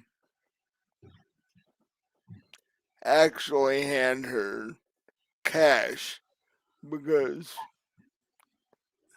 yeah, no credit cards and no checks at this point. Yeah. So, Cora, you walk up to her and hand her your $15, and she takes it. Uh, Smiles and says, "Enjoy your new book there. That was one of Lauren's favorite books.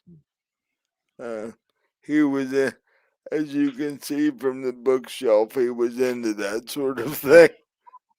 Uh, Yeah, I'm interested in, in an academic way. That's uh, sort of thing myself. and So I'll take it and I'll head back out and pour myself another drink, which, I know if my dad walks in right now, he's gonna be so pissed because this is my fourth. And I'm like I said, I'm like 5'3", 115 pounds soaking wet. So yeah. so, yeah, this is your fourth whiskey, and you're like, you're getting a little shaky there. Uh,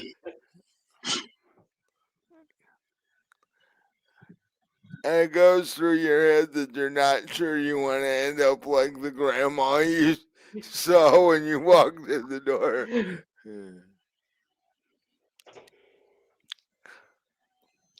So, um, Felix walks up to Liza, and you hand her $350.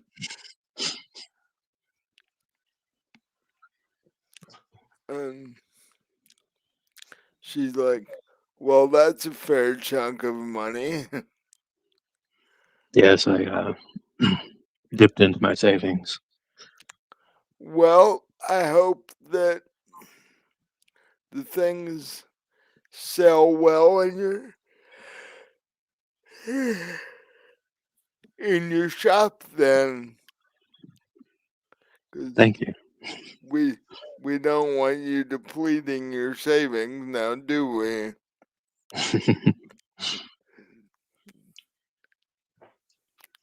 And she smiles as she says that because, yeah, you both have more money than you'll ever use. In fact, she asks you, why in the world did you come back to Providence to be the proprietor of a small antique store when I know you have almost as much money as my family does? Well, you see, my parents just recently passed, and I'm here to take a break, relax from the rush of a medical career. Oh, sorry to hear your parents passed away. Um, I know my grandmother knew them. Um, but that also means you just got more money, if I'm correct on how that works. Yeah. The antique store was one of the inheritances. Nice. Mm. I'd still be in Hawaii if I were you.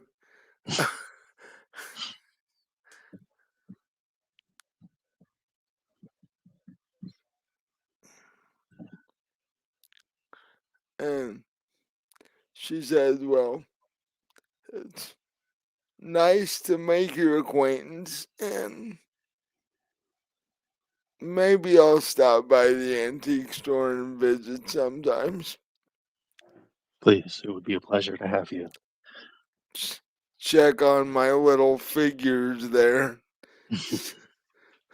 see how they do.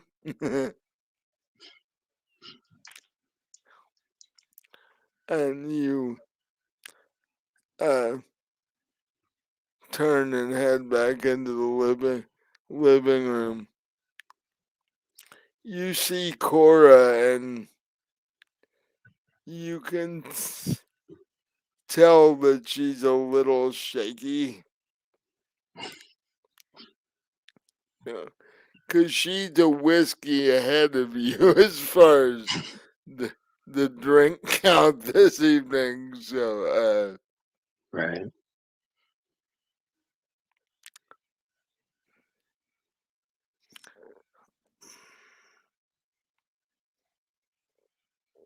and for some odd reason, you see Sarah yet again filling another plate of food at the table. And The important things in life. yeah, she's like, look, free food. Yeah.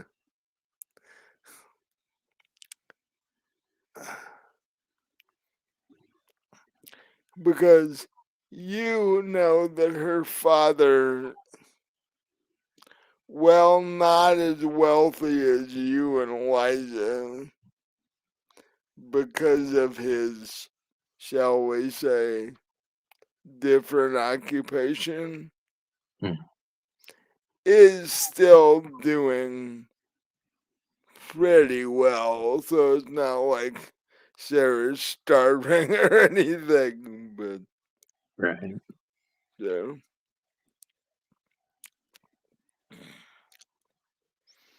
So the rest of the evening goes by. What do you guys do now that the auction's over?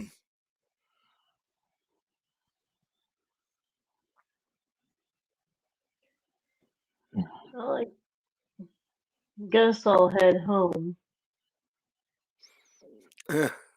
Riding my bike should be interesting. Yeah. Uh, give me a deck score to see if you actually make it home or not. Okay. Oh, yes, I do. 17 out of 50. Surprisingly, you make it home fairly easily. Uh, you walk in the door. Your father is sitting on the sofa in the living room. And he does not look like he's had a fun day.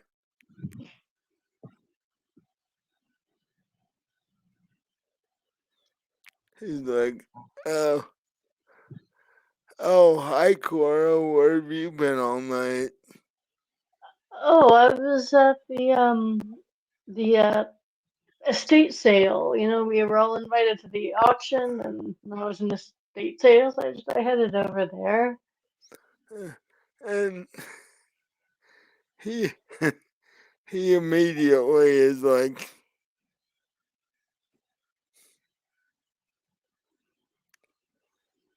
uh, I wouldn't say upset, but somewhat annoyed. It's like, yeah, I was over there today too. um, Oh, because of the whole death thing. Yeah. yeah. And there was this strange guy that interrupted me twice, started asking me questions. Like, This strange guy. Did he say he was a bookseller? Because I met a strange bookseller earlier. no, no. This guy said he was an acquaintance of the family. Oh, okay. Well, I guess there's lots of strange guys in the world, huh? Uh, yeah.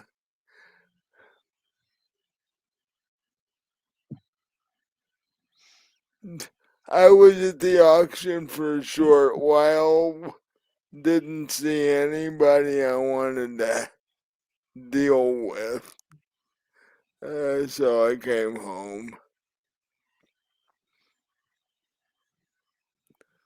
Um, and he pauses for a second, goes, I'm smelling alcohol somewhere. Uh, whisk, Okay. whiskey, I do believe. Yeah, I had a couple drinks.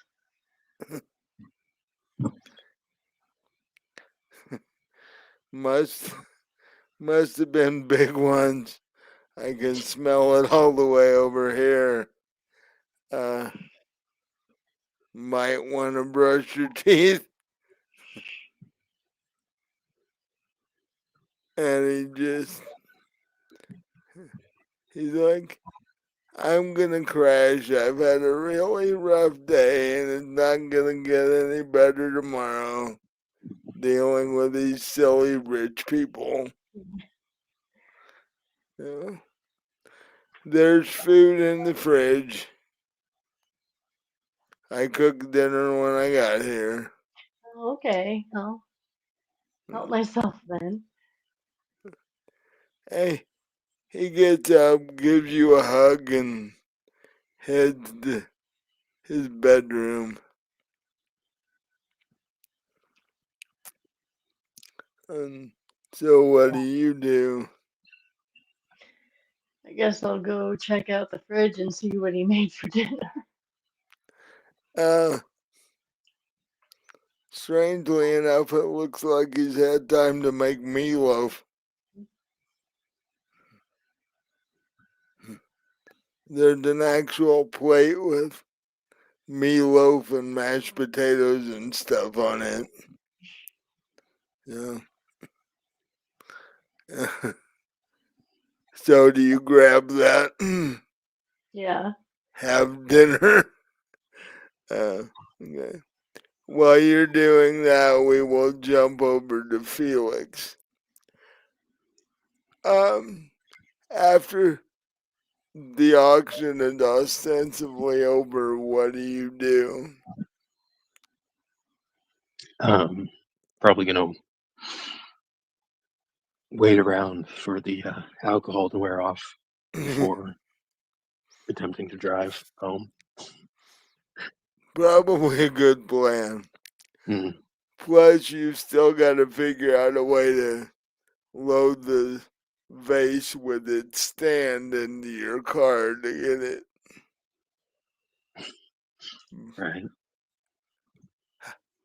How do you think you have enough room in your car to do that, or you're gonna have to come back tomorrow and figure out some way to do this? Um, I should have enough room. It doesn't actually. It's not one of those cars with a roof. Uh, So I could just put it in the seat beside me or mm. something.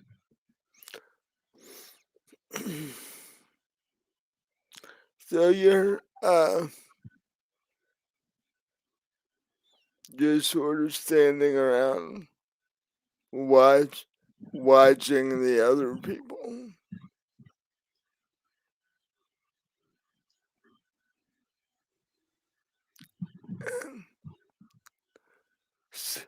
Sarah literally comes up to you, puts her arm around your neck,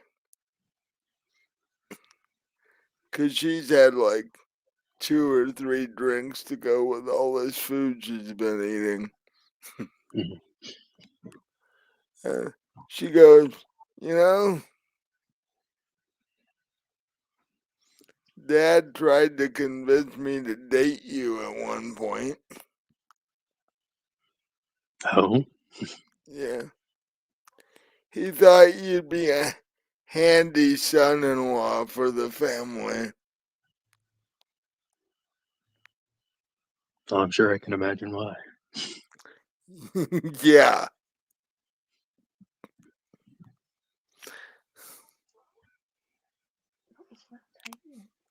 In fact, he still bugs me about it occasionally.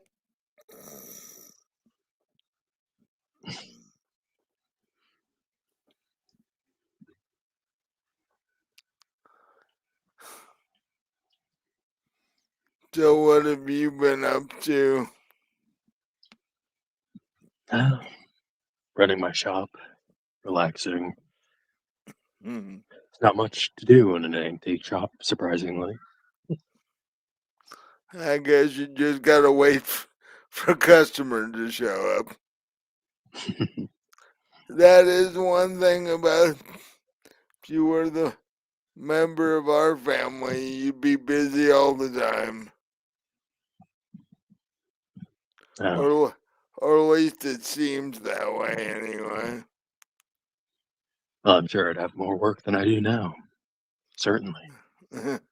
I'm not real sure why everybody seems to be so busy, but they are.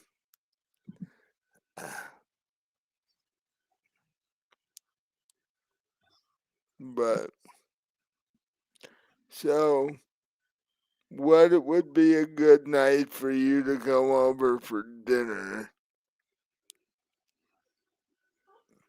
Hmm. Um,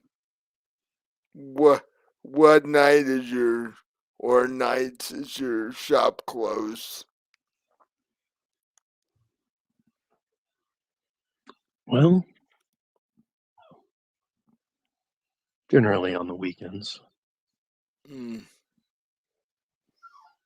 Uh, and by the way, it's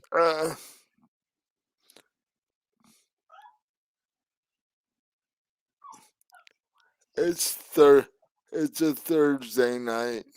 The this year, Christmas actually falls on a Saturday.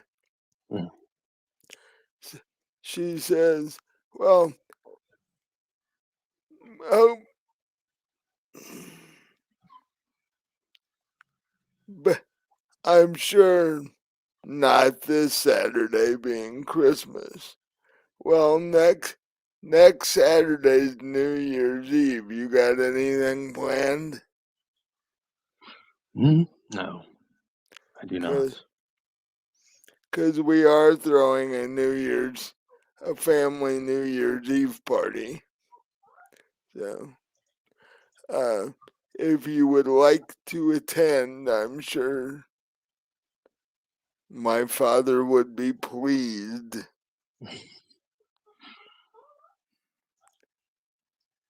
I would be honored to be Uh, invited to your family event. okay. And, you know, th- this is all very formal talk. You've done things for almost every member of that family. You you know them. Mm. You know. Uh, she's like, okay, I'll let let my dad know to set another place at the table. Uh, and with that, she removes her arm from around your neck and just sort of walked out the door.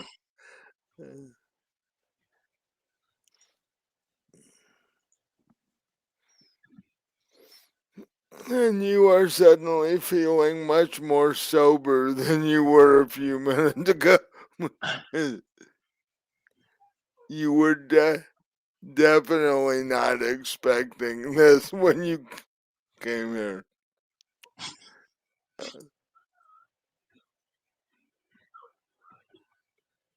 So, do you attempt to load the vase and its stand into your car and head home at this point? Yeah. Okay. You get there without a problem. In fact, the rest of the evening goes by fairly uneventfully, and the two of you end up eh, turning in for the night in your respective homes.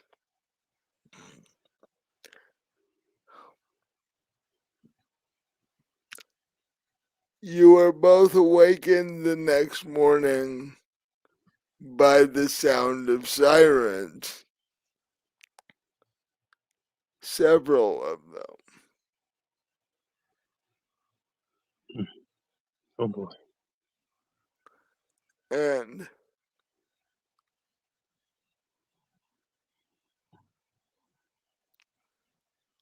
they seem to, from their sound, they seem to be spreading out to different neighborhoods in the city.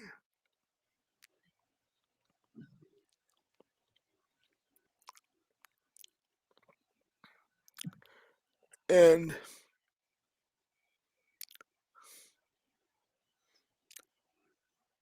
Cora, your father knocks on your bedroom window, on your bedroom door. And he's like, Cora, are you up yet? Yeah, just now. What's going on out there? Um, I need to talk to you about that. All right, so we'll go open the door. Um, how are you dressed when you open the door with your dad standing My nightgown. there? I don't sleep naked. Yeah, just checking. Um, Oh, it's not downtown.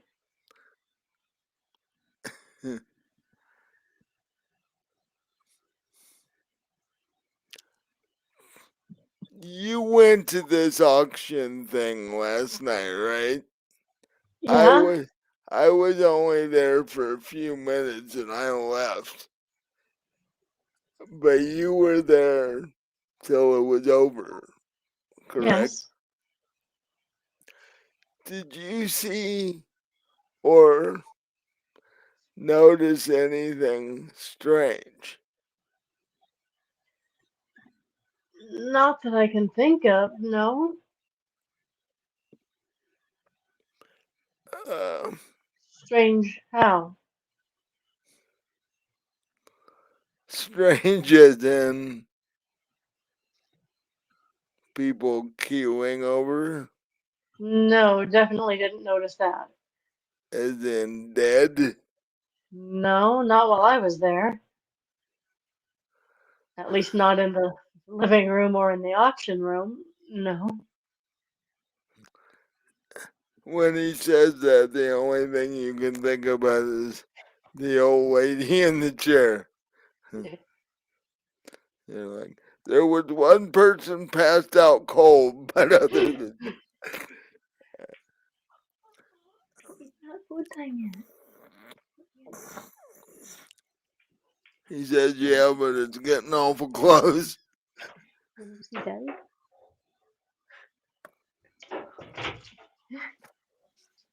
He says, 4 people died this morning. This morning, not last night. So nobody actually keeled over there. Yeah, but the only connection to all four of them is they were all there last night. How did they die? Um, hmm.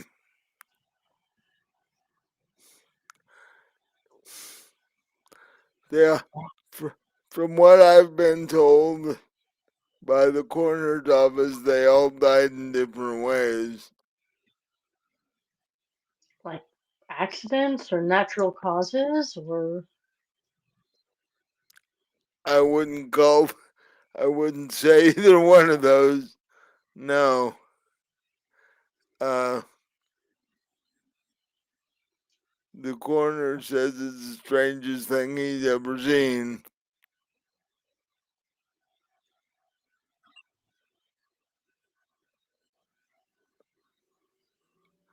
I just wanted to talk to you because I knew you were there. I definitely didn't seem like anything weird was going on, no. Um, okay.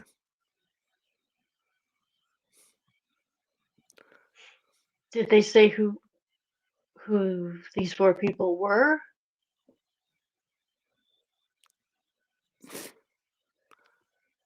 I'd never heard of them, so I'm sure you probably haven't either. Um,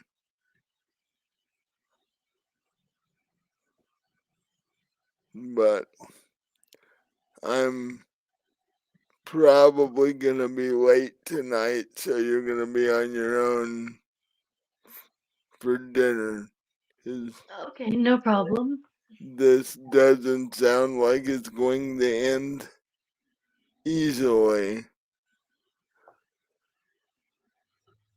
That's 5 dead in 2 days, if you count the guy that started this whole thing. Right. Uh, this is when I need a vacation. Oh, with that, he gives you a little hug and walks off. Uh, uh, and Felix, just after you hear all the sirens, you hear a knock on your door. All right. I get up to check on who's knocking. It's a police officer. Hello, officer. What can I do for you? In fact, it's one you saw at the house earlier yesterday afternoon. He's like, how do we keep running into each other? Must be fate. Yeah, well, anyway, he goes through the same thing that Cora's dad did with her. It's like, you were at the auction. Did you see anything weird, strange?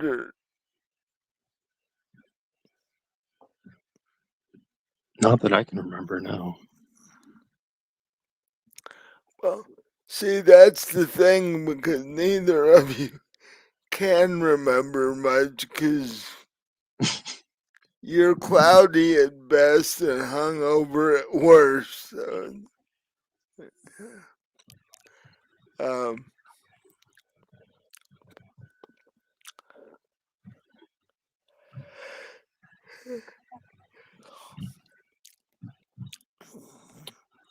because I heard you were in the room with the body yesterday, so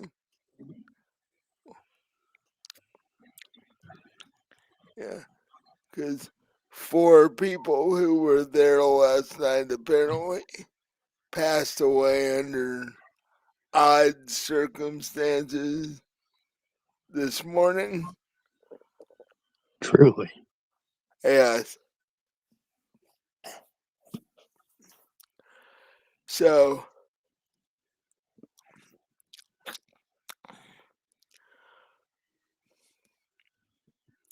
and one of them you might know.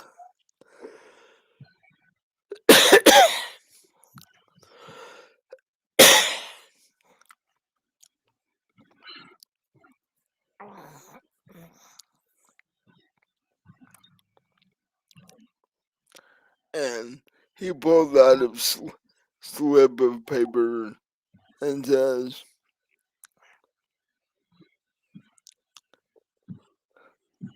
"There was a Sarah Gordon there last night."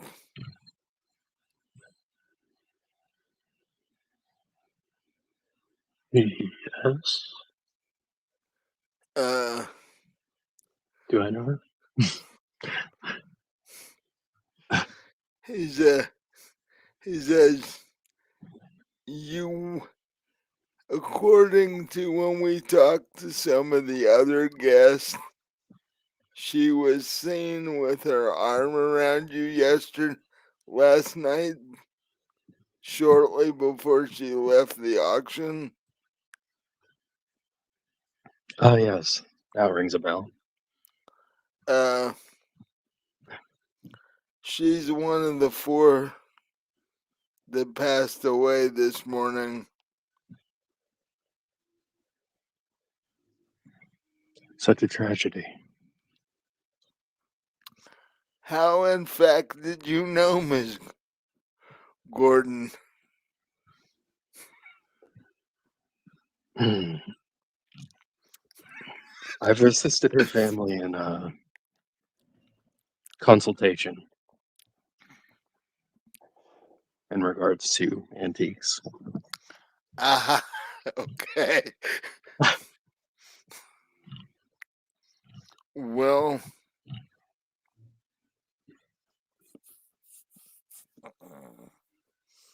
um,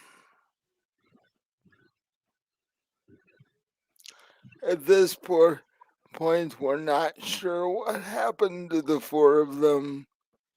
All we know is that they were all 4 there last night. The rest of us wouldn't happen to be in any danger, would we? Well, we don't know that yet Hmm. because we don't know what happened here. Because they all 4 died in different ways. None of them were pretty, by the way. Oh, that is worrying. So, if, if as you say, you consulted the family, you might consult the family again.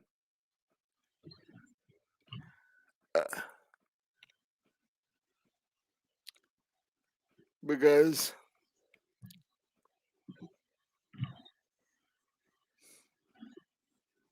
it's a shame such a pretty lady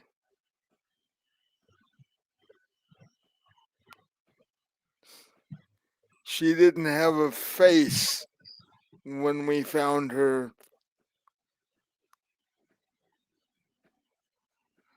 Such a gruesome scene. Quite. Hmm.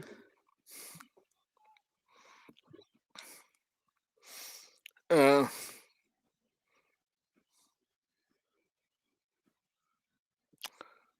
all we found in her apartment was a note saying that you were going to attend dinner at her family's house a, a week from Saturday, and a small silver letter opener was laying next to the body on the floor.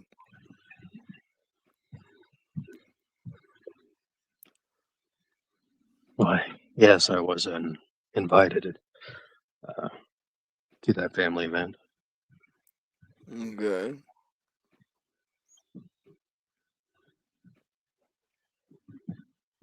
You wouldn't know anything about the small silver letter opener, would you? I'm afraid not. Um, Uh, just thought I'd ask you, being an antique dealer and such. Um, oh, I'd have to see it to be sure, but and you didn't see Sarah bid on anything at the auction. She hmm, may, she may in fact had bid on things, but you didn't see her do it. So you don't really have any further information for this guy.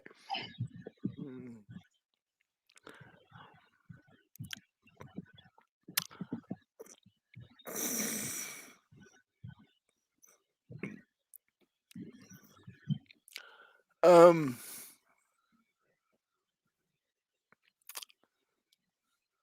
well, if you think of anything else, let us know.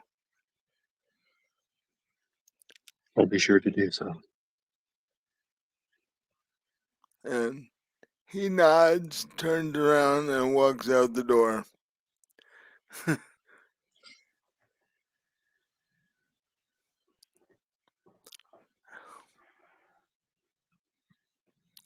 And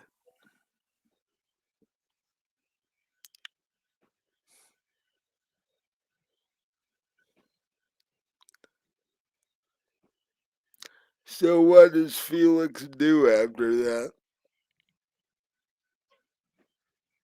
Hmm,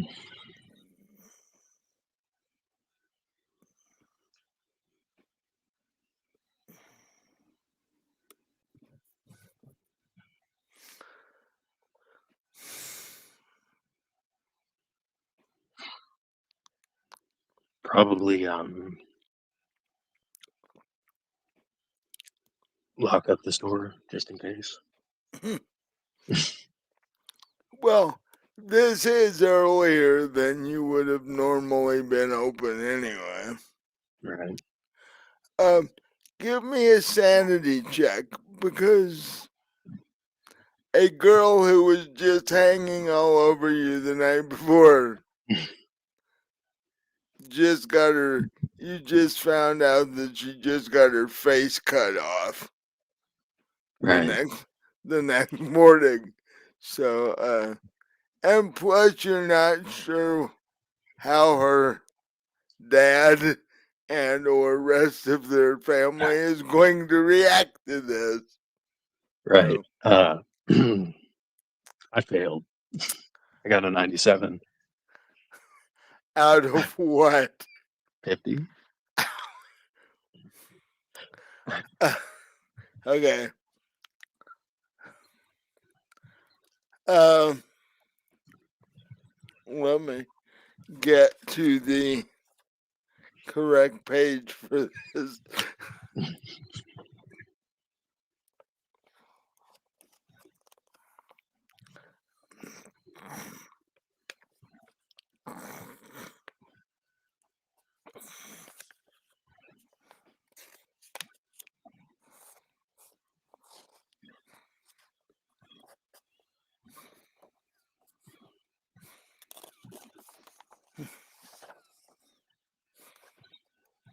Okay. Uh,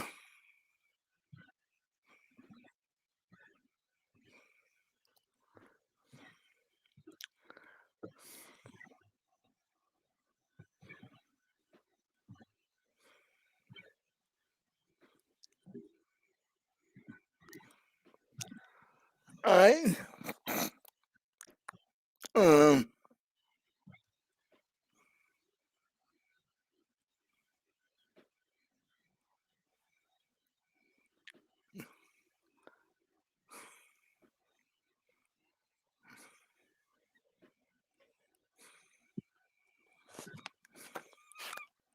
Okay.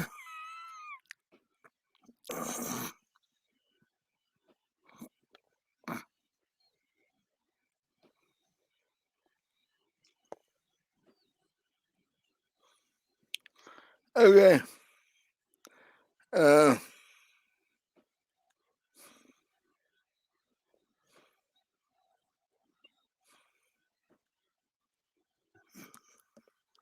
yep. You lose 5 sanity points. All right. Uh, so mark your sanity down from 50 to 45. Mhm. Um,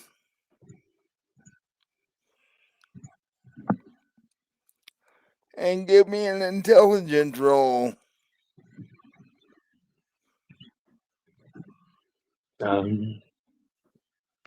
26 out of 80.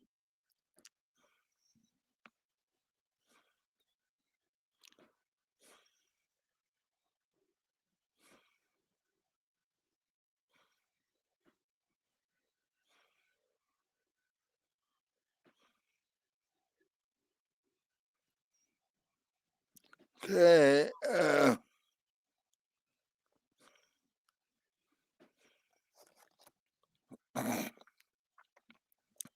Roll me 1d10.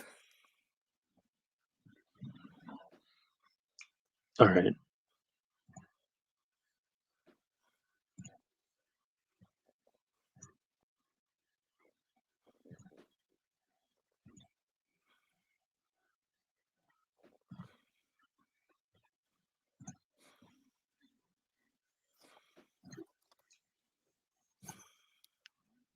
Uh, 4. Okay. Well,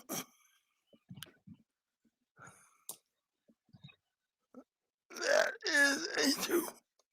Let me check that on the chart. Uh,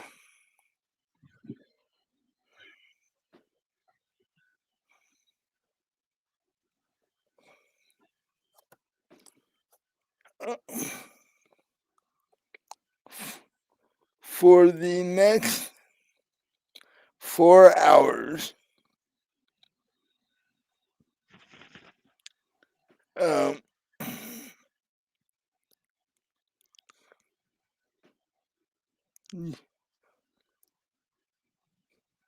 you basically uh,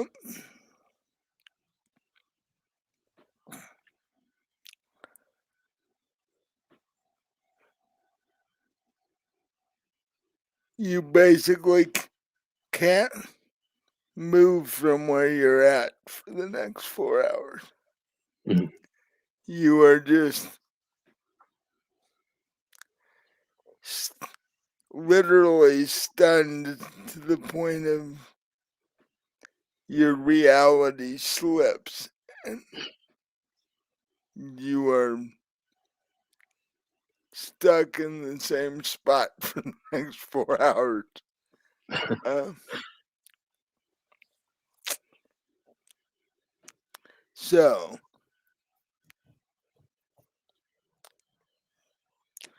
which will impact the opening of your shop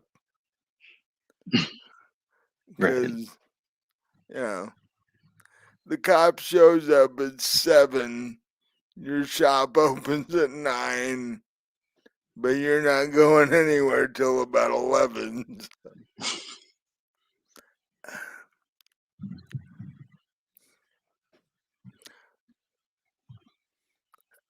So, Cora, after your father tells you this, what do you do for the day? Well, I guess I'll go down to the basement and try to paint.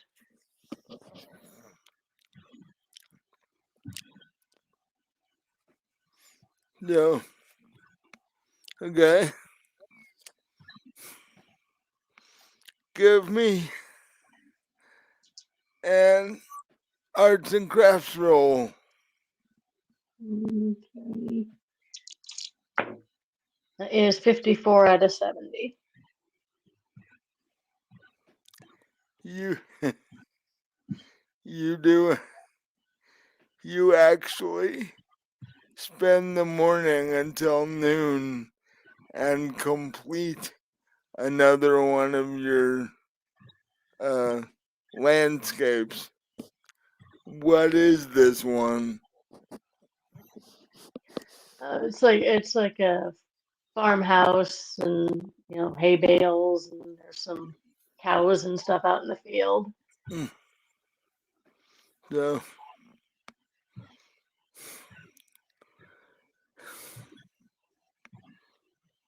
you you stop for lunch. Um,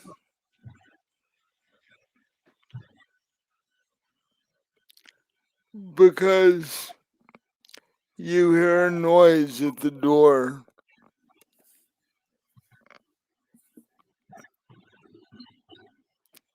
Do you go up to check and see who it is? Yeah. It's another police officer, one that you know pretty well, one that works with your father. And um, he's standing there. But it's after 10, so we should take our break and then Yeah. we'll Oh, get gotta into that. feed the dog. So, all right, we're going to take a 20-minute break and we'll be back to see how the rest of Christmas goes for these two. Um, we'll be back. Uh,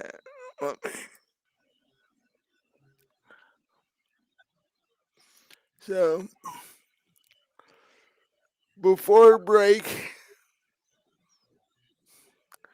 Cora noticed a knock at the door, and there was a policeman that she knew pretty well standing there. So, what do you do? How can I help you? Uh, his voice is extremely shaky. Um,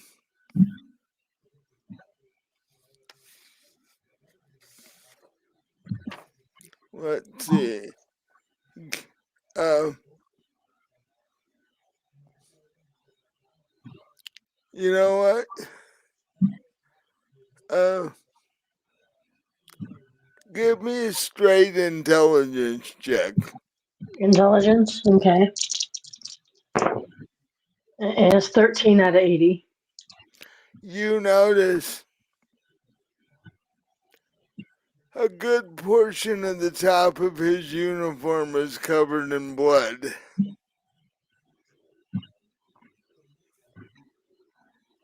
Uh, I'll invite him in and be like, what's going on? Obviously Uh, something.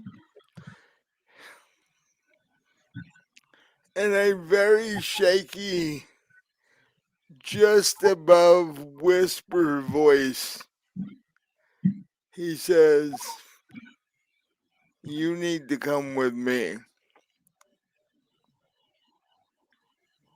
Okay, I will go with him. No questions asked at this point. So the two of you walk out and get into his police cruiser, and within 5 minutes, you're back in the same driveway you had parked your bike in the night before. Once again, there's only 2 police cars there, counting the one you're in. But the coroner van is also there again.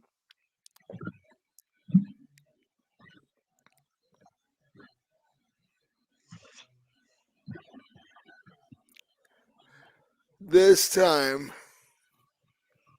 there's only one body, and it's laying on the grass outside.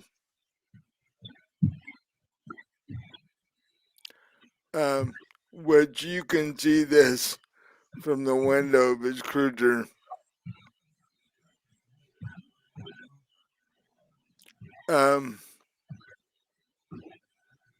He gets out of his side of the car, walks around, opens your front door.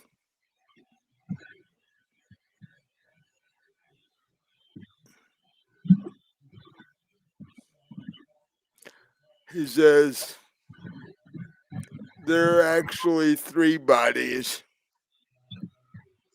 but this is the one we need you to see. The other 2 are inside, and we can't let you in there.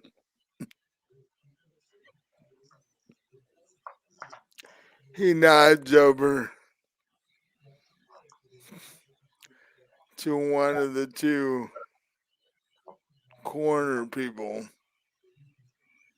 He walks over and lifts the sheet from the body in the yard.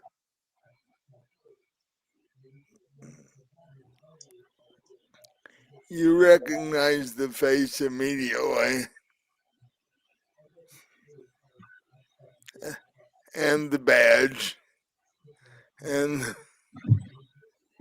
this sport coat that he always wore. Only one problem.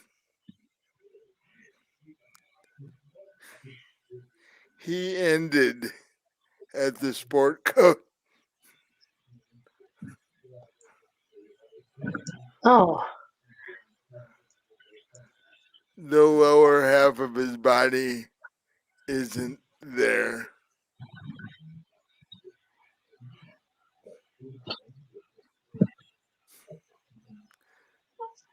But the funny thing is, there's no blood anywhere.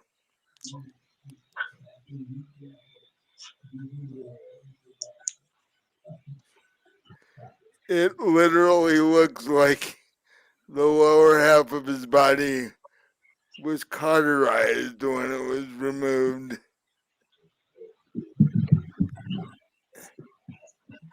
And the officer standing next to you says, I know this is a formality, but we need you to identify him.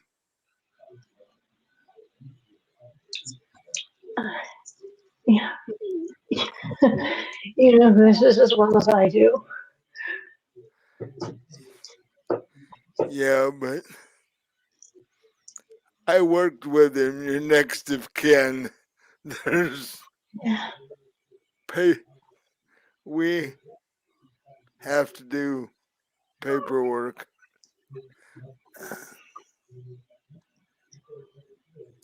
Yeah. And by the way, the coroner assistant standing there says, what would you like us to do with him? Find the other half. Well, What? Did this happen here, or was it a body dump, or what? What? nah. The policeman standing beside you says, no, it happened here. He apparently was the first one on the scene because of what happened inside. and whatever did what happened on the inside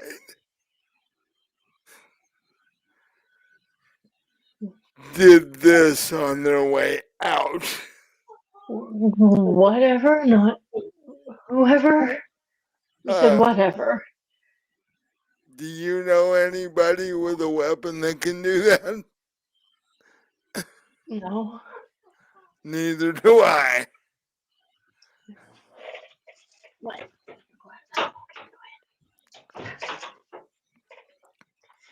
No, I don't. I don't know what I want you to do. We never discussed. I don't. I don't know. Uh, I mean, we didn't really think, this was going to happen. I guess we should have thought about it with him being a cop and everything. But yeah. Well, the policeman beside you says he'll be buried in the city cemetery in the section where all the other military and police are buried. But um, we just wanted to know whether you wanted him cremated or buried or no, what. buried's fine. I bury him. And the cop turned to the corner guy and says, "Talk to the police department about it. They'll take care of it. She's not in any condition to deal with this. Neither are we, for that matter, but we need to. Now give me your sanity." Yeah, figured. 74 out of 60. Uh,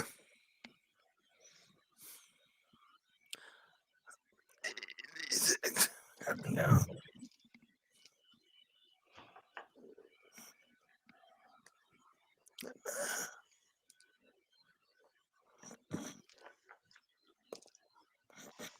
Ooh, 6 points of sanity. Okay.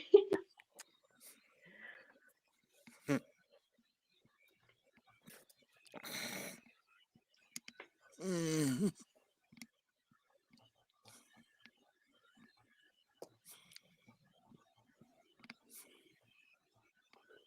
Wow.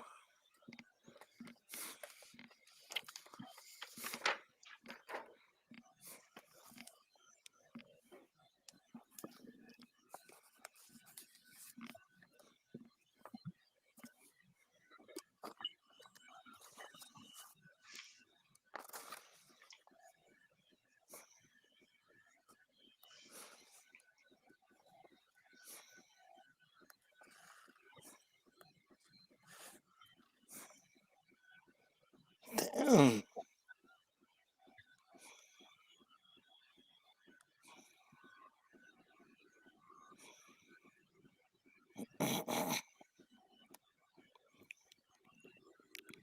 Oh.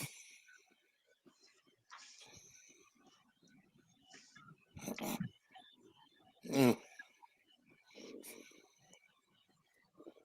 Mm.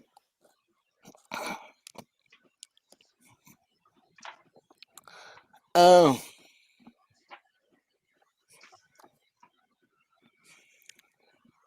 So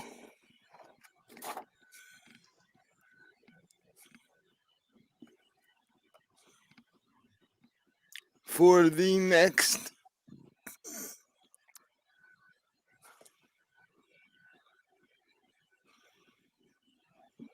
9 rounds, uh,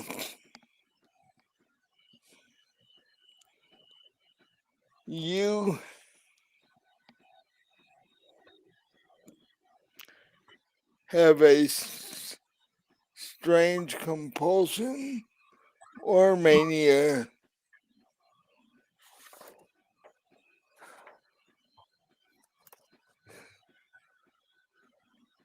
toward blood. Okay. Exactly what does that mean? Anytime you see it, it just triggers in your head, and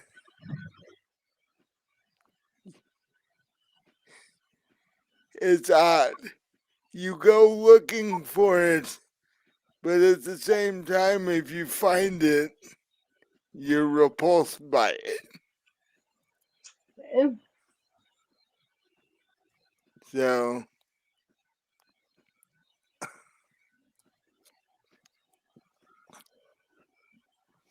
and then,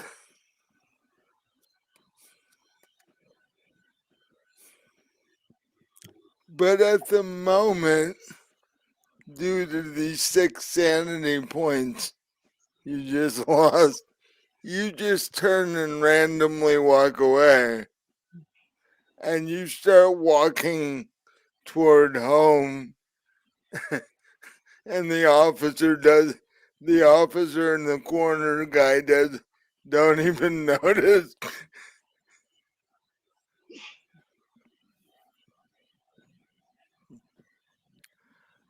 Uh, so Felix, at this point, your 4 hours of not being able to move is over now, All right. and so it's now about 11. Well, actually, it's about 12 because it's roughly lunchtime. So what do you do at this point? Can I open my store? I suppose. Yeah, there is 3 or 4 people standing at the door looking at you like, why are you just sitting there not opening the door?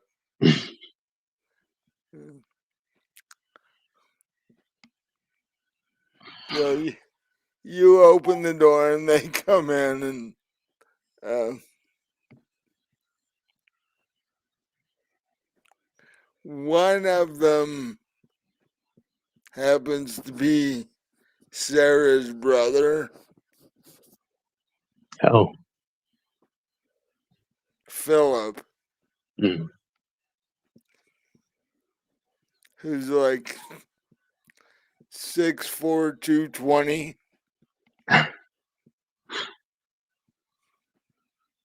Goes, Felix, need to speak with you privately if I could. Yes, I would imagine so. Um,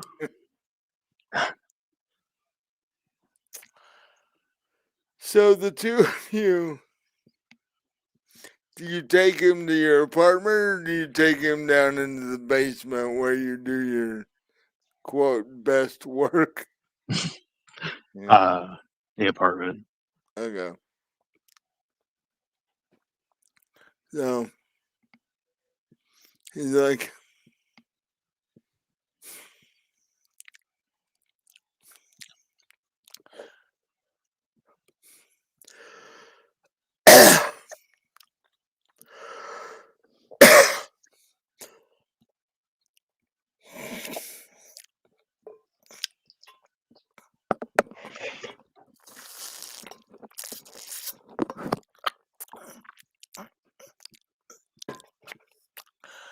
he says, um, I will make this quick as you have customers downstairs. The family needs a favor. What do you need? We need you to go and find whoever and or whatever did this to Sarah.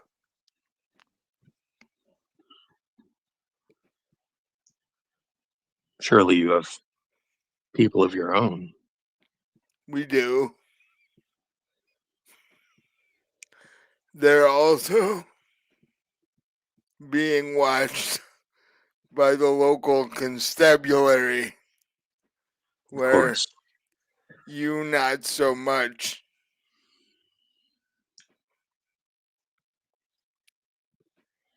Well, I'll do my best. Uh, we hope so. Sarah actually liked you.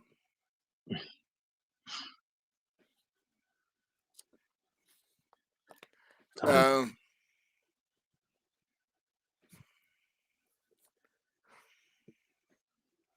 and oh, by the way, our father told me to tell you, if you're able to accomplish this,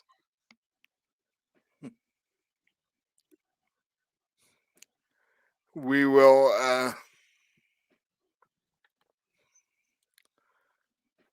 return the favor when your family needs a little assistance, shall we say?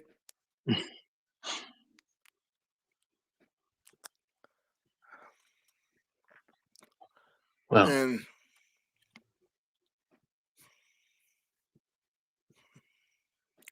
he's assuming you're good with this. And just sort of pat you on the shoulder and heads back downstairs and out of the store.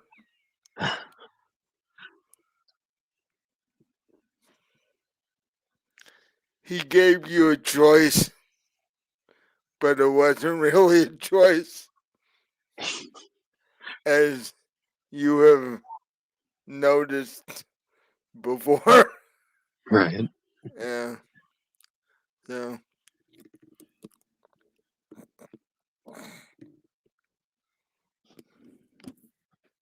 Suppose I should tend to my customers then. uh, Hmm.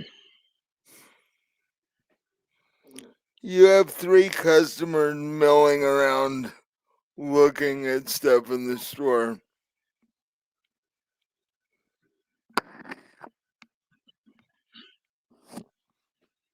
One of them's looking at the vase you just purchased last night. Oh,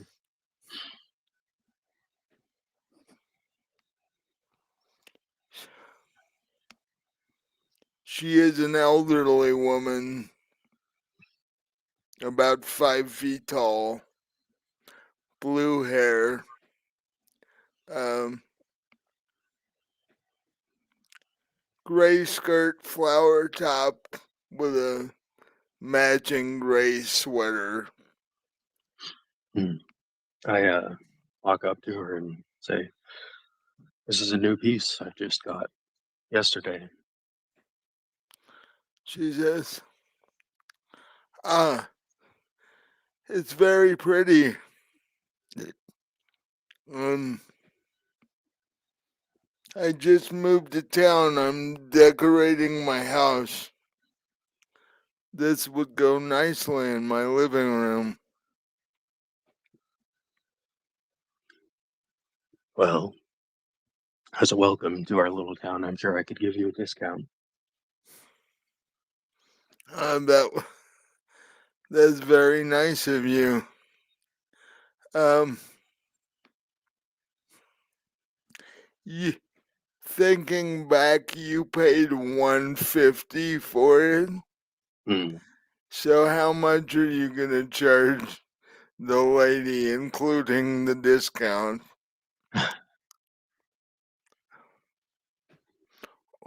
or are you just giving her a line about the discount part?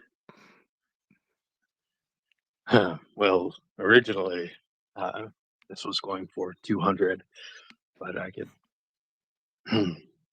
bring it down to 175, I suppose. Oh, that would be nice. I can do that.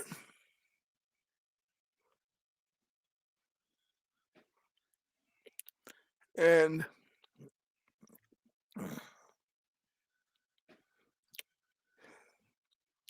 she reaches out and touches the vase and immediately crumbles to the floor.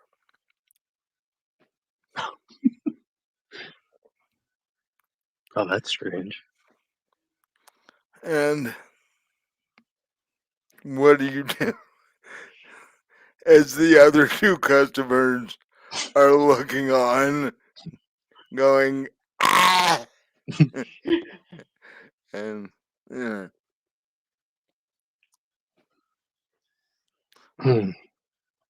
What an awkward turn of events. Who knew it Yeah. would be so old? And one of them is, it appears that all three of them came in as a group, and one of them is like, how are we gonna play bridge now?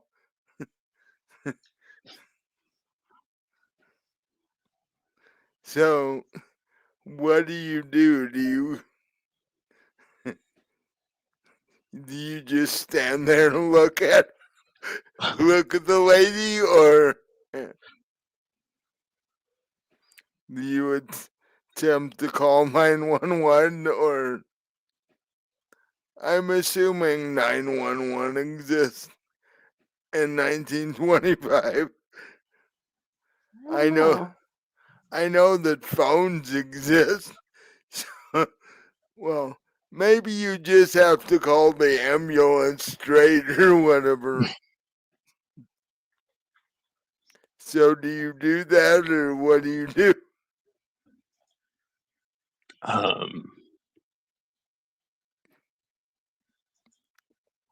well, she just touched it, right? Yeah.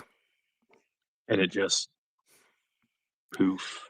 No, it's there. She Oh, cr- she. she crumbled to the ground. Uh, She is like laying there now. It's like the yeah, I'm gonna vase, call the ambulance. the vase is fine. Oh, okay. Yeah, So you can sell it to the next person. But I'm gonna call the ambulance and tell the other two not to touch the vase. Yeah. Good idea.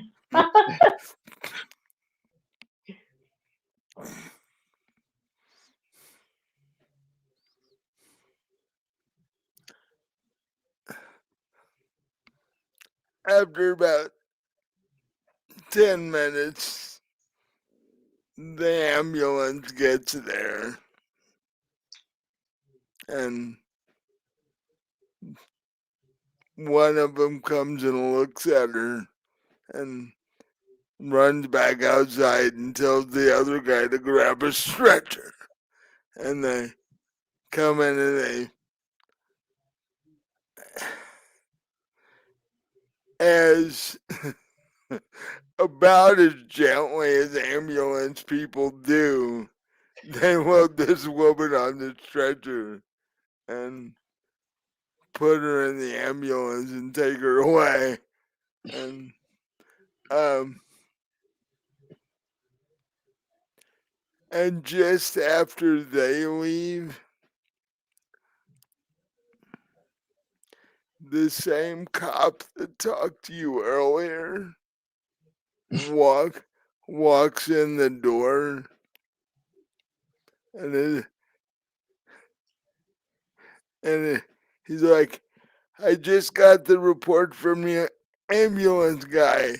What in the world happened here? I'm not so sure myself. Um, However, that that old woman collapsed as soon as she touched that vase I got from the auction.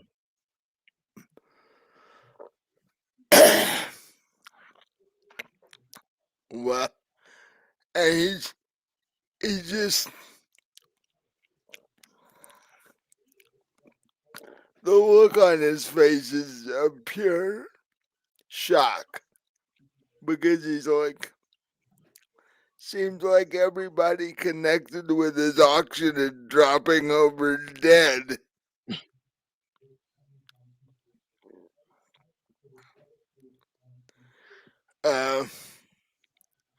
Because I'm sure you heard about the detective this morning. Yes. Uh, Now that one I don't think I will ever figure out. Uh,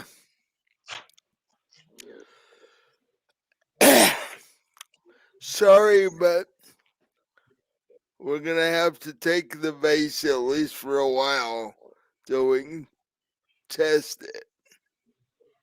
Please be my guest. You'll be doing me a favor, in fact. Because if she touched it and keeled over, maybe there's something spread on the outside of it or something.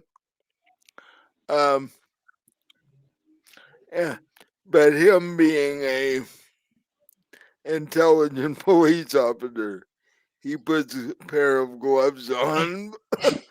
Good idea.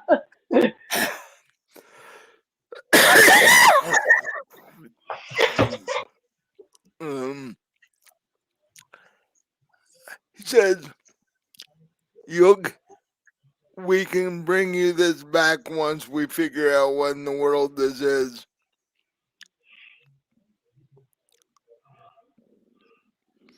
I hope you're successful. And he turns and walks out the door.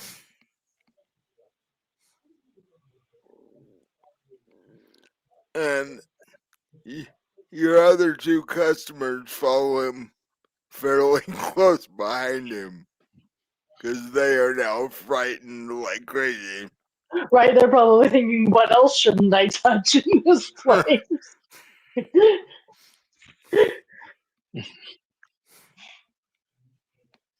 um, then you remember what Philip told you that they wanted you to do.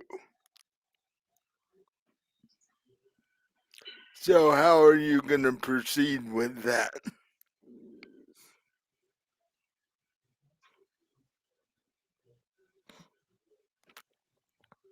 Hmm. Well,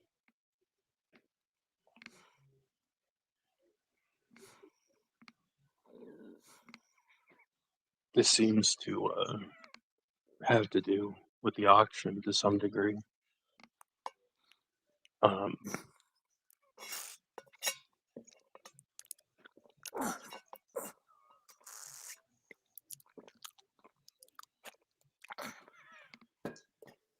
I think I'll put those statues that I bought in a bag and go back.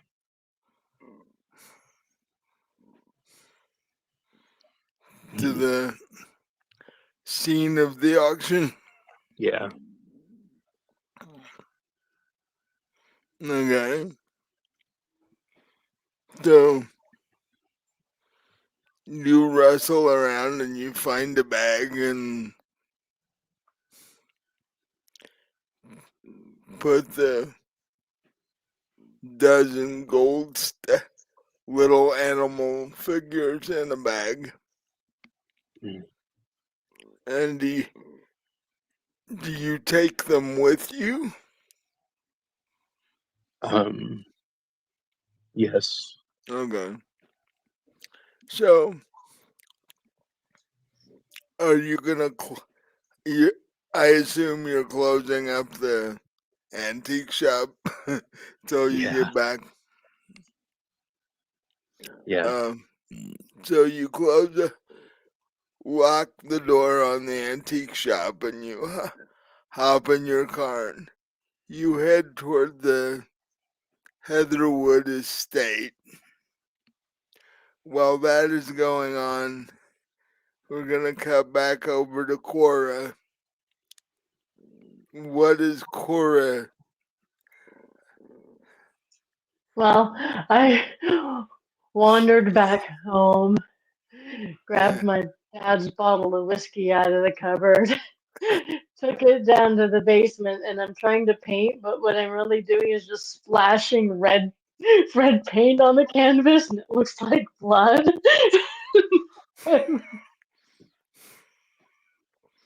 Okay. Well, downing your dad's whiskey. It's like a Yeah.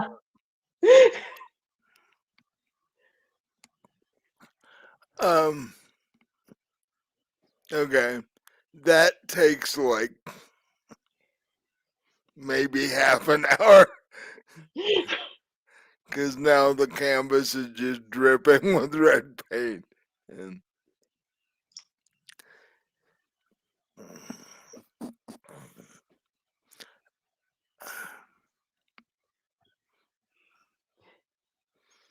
about that point, uh,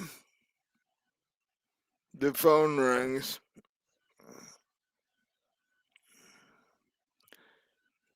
You you actually have a phone because your dad was a police detective and he had to have a phone.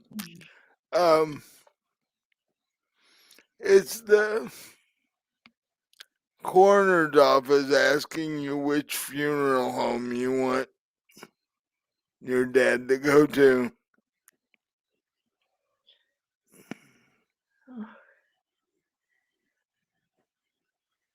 There's more than one in Rhode Island. Even at this point, Providence has like 20, 30,000 people in it. Okay. So yeah.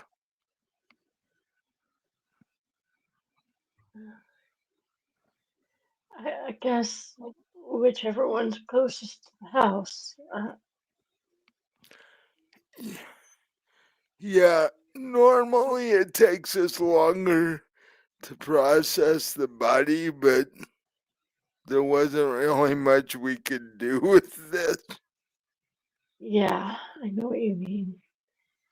Um,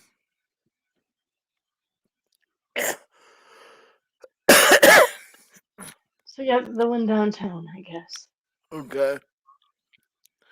Uh, he should be there by this evening. Uh, you need to go and talk to the police department about our funeral arrangements and such like that. I will do that. And he hangs up because to him, even though there's only half a body, being a coroner is like just another body to me. In fact, time for lunch. uh, so, are you gonna do that now or? I'm gonna finish the bottle and then I'm gonna go. Well, I assumed you were going to finish the bottle while you were painting. Oh, almost. Yeah, No, drank most of it while I was trying to finish it, and then I stopped. right. So yeah, cop's daughter talking to the cops. Well, not exactly sober. Good idea, but Mm, yeah. yeah. So, you hop on your bike and you head toward the police precinct house.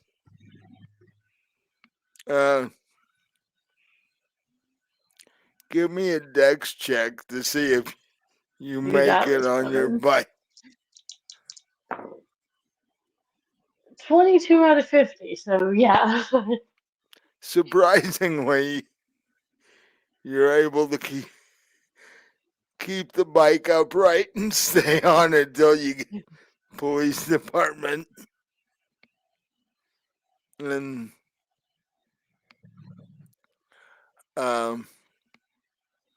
you walk in and it's nowhere near as busy as as it normally is. You'd say a good quarter of the cops that are normally there are out. And you walk up to the desk sergeant. He's like, "Can I help you?" Yeah. Unfortunately, I think you can. Okay. I'm Detective Hanley's daughter. I was told to come. And you almost knock him over with the smell of whiskey. He's like, "Whoa." Um, yeah, we were sort of expecting this, I guess. You were expecting him to get cut in half? No, we were expecting you to show up Oh, yeah. after after we found out that he got cut in half. Yes,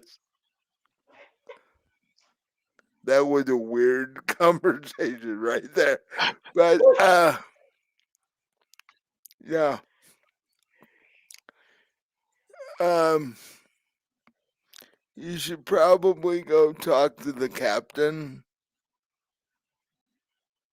Um he would be the one that sets up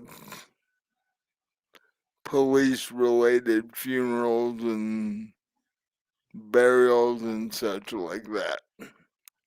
Okay, can you tell me where to find him? He's in the room and the guy points to the large room on the back wall. You can see him through the large glass window. He would be there.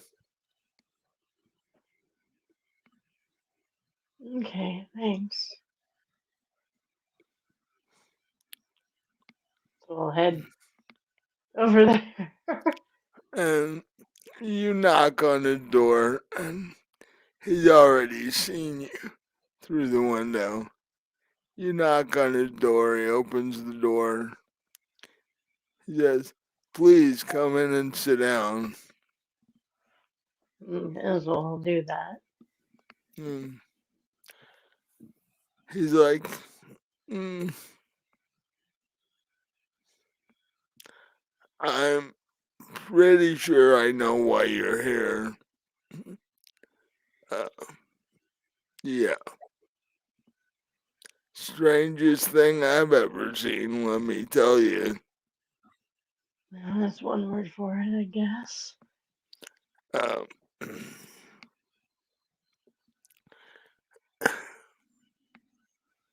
I'm assuming you're wanting to set up a funeral and burial and such. It's more of a need thing than a want thing. I don't want to be doing this at all. Well, I understand that. None of us want to be doing this. And when you're ready, we also have to talk about transferring your father's police pension into your name. Right. But let's get the other things done first. And he goes to his file cabinet, pulls out the proper paperwork, and he goes, all you have to do is sign it. We'll handle everything else. Okay. That's good. And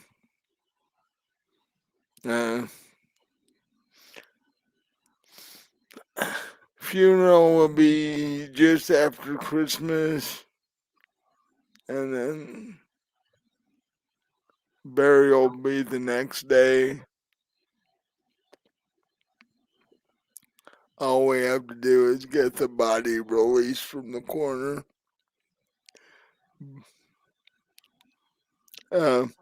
We'll let you know times when we have a better schedule. But yeah, from here we can do everything else. Okay. Good.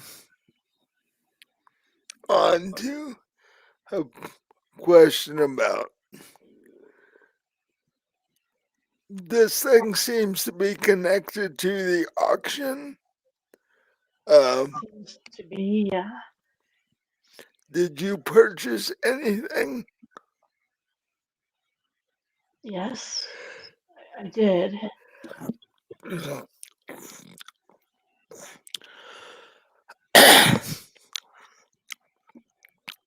Because except for your father, the other people who died either purchased something or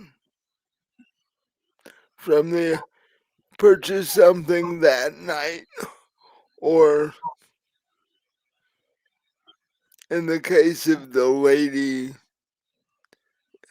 in the antique store, she purchased something that was bought that night, or attempted to purchase something that was bought that night. So should I get rid of what I purchased? Uh, might not be a bad idea. Because we don't know what this is.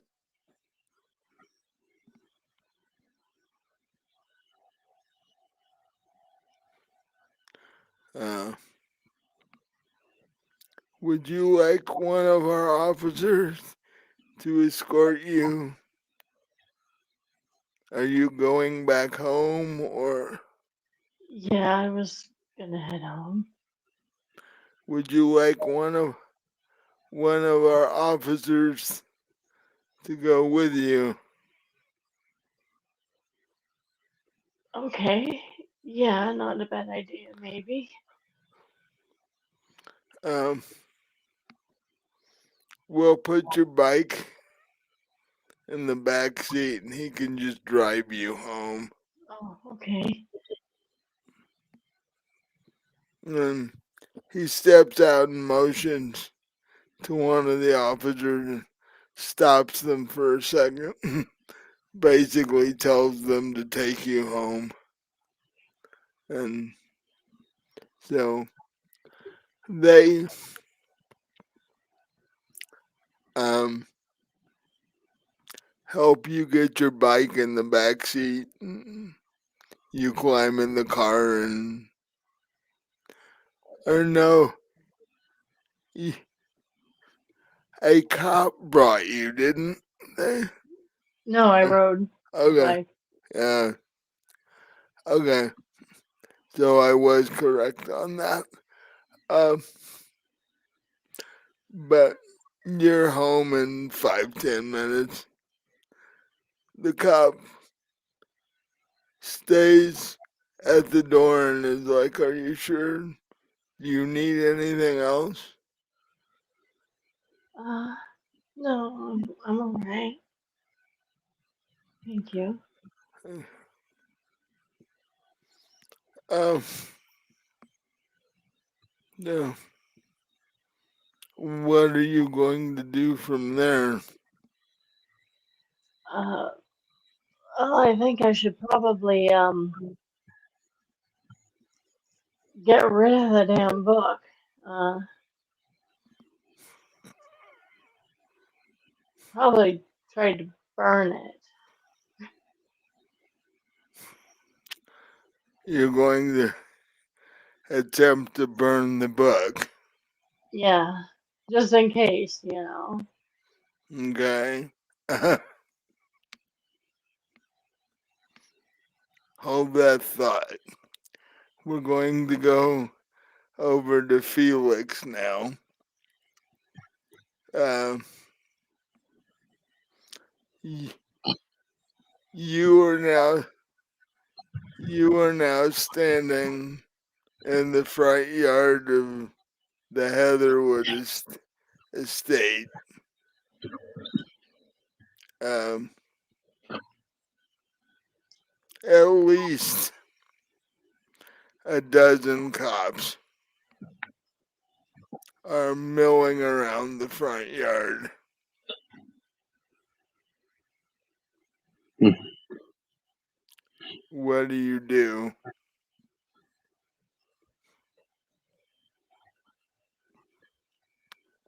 I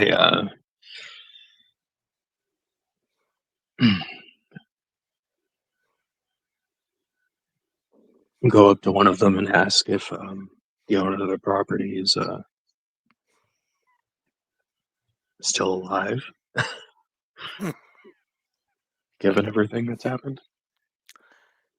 he he turns to you, goes, "I don't know what you're doing here, but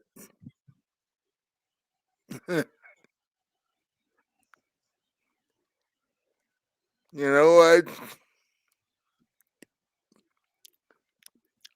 Instead of trying to explain this to you, I'll just take you inside. Because I don't know how to explain it." So, yeah, the two of you walk up the stairs into the living room,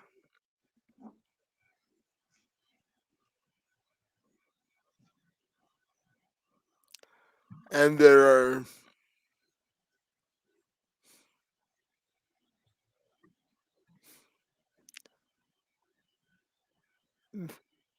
let's just say the other two members of the family that you met Mhm.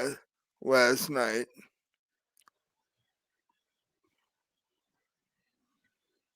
are laying in a pile in a large puddle of blood on the floor.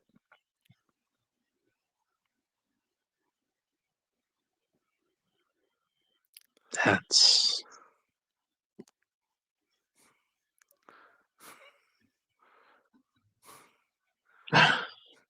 With what looks like extremely well cauterized holes blown through both of them.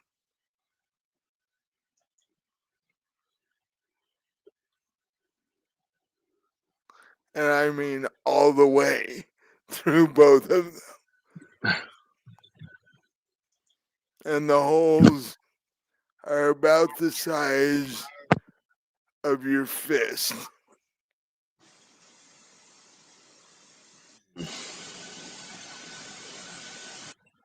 Hmm.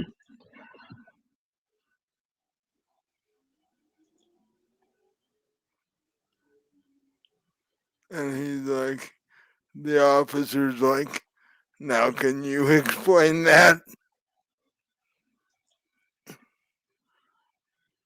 I'm afraid not. Darn, I was hoping.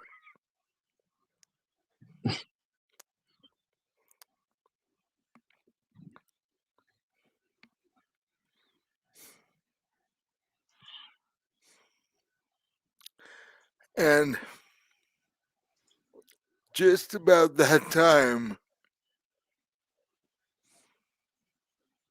somebody walks out of the bedroom dressed in completely black with a hood and a mask. You can't see any of them. They are completely covered. I moved to behind the police officer. Uh, the person with the mask or says one thing, where's the book?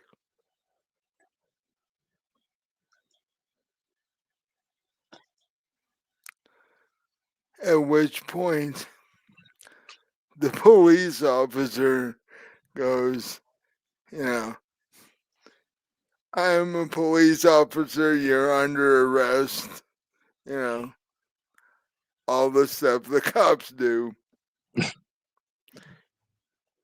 The person with the mask raises this strange looking glass tube thing that he's holding in his hand.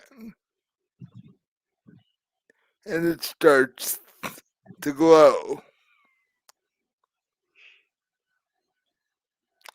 Then a beam shoots out of the tube. How close are you to the officer? uh, Probably around 5 feet, I would imagine. Somewhere around there. Well, luckily the officer taller than you are. Because you said you were about 5'6". 5'6". He's Yeah. about 6'2".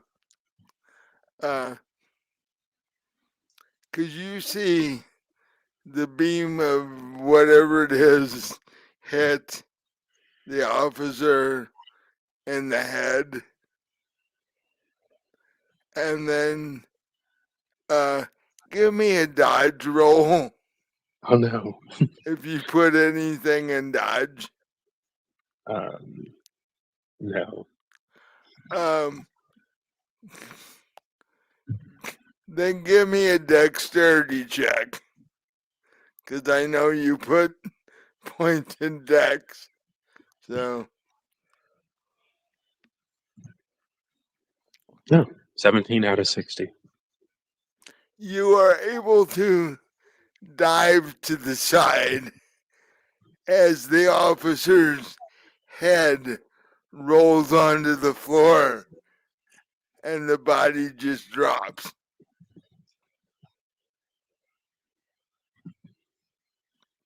Um, Once again, the guy now having the weapon trained on you says, where's the book? I didn't buy any books from the auction. I have these very nice statues, however.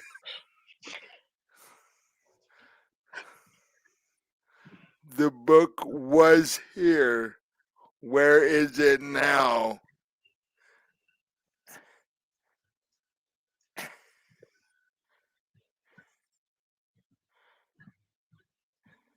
Well, there are a lot of books sold at auction. Give me a history check. Uh,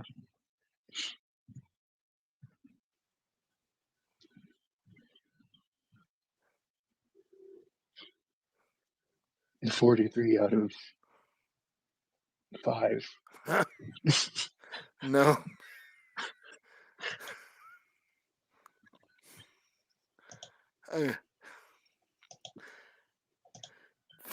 The tube is starting to light up. There were only two people who bought books in the auction. However, He says, and I don't know them personally, but um,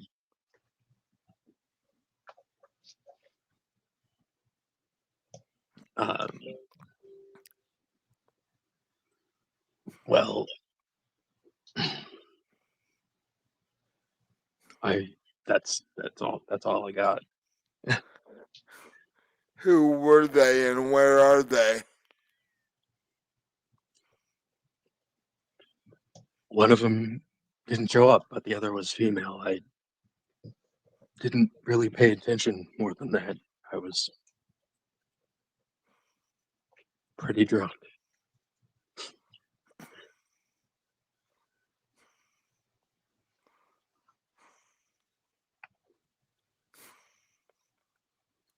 He says, if you want to survive, you will help me find her. Oh, I'm sure we could work something out, potentially. I guess.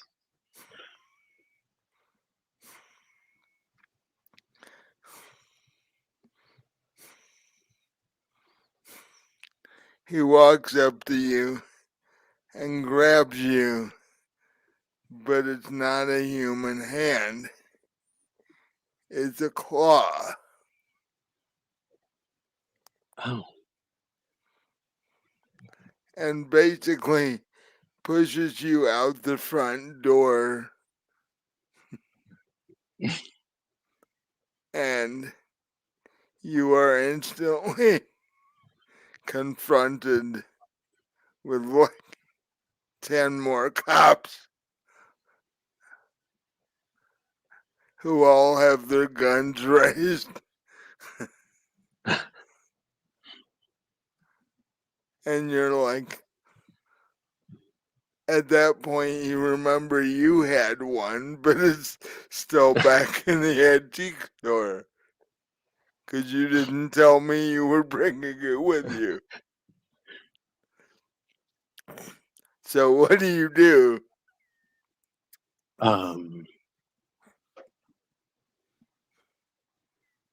Is he still holding me? Yeah. You are between him and about 10 cops.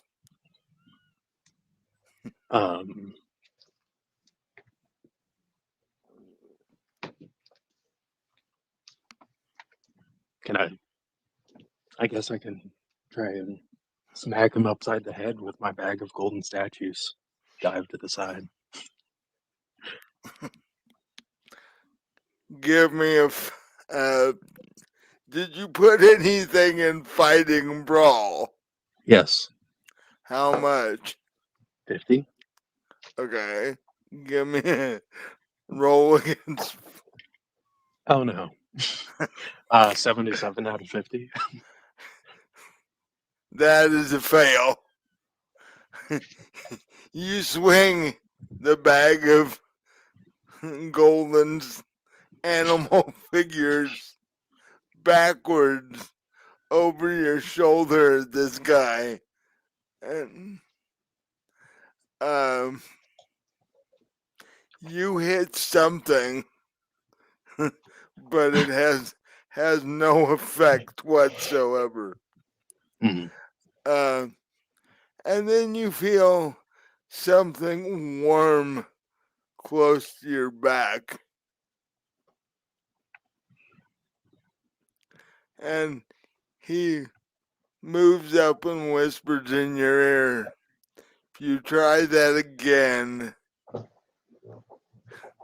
I will cut a hole through you and kill all 10 of them in one shot." It's a misunderstanding, I assure you. I was just stretching. Are we clear? Yeah. Okay.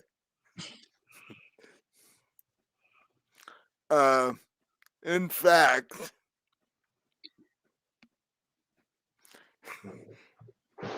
he actually, at that point, steadies whatever this tube is on your shoulder and fires. Oh. And you see the cops in front of you just plunk, one by one, just their heads rolling off in the yard as, you know, and as there's one left, you remember that yesterday, before the auction started, you had a conversation with a certain detective. Mhm. And as I recall, that was just before Cora walked in. And that's when you met her. And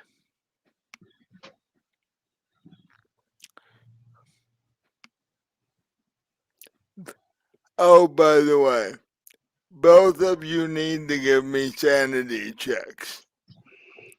Oh, really? Yeah. You,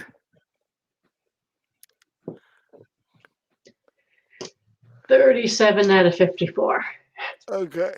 You are handling your trauma fairly well. You are still half blitzed, though.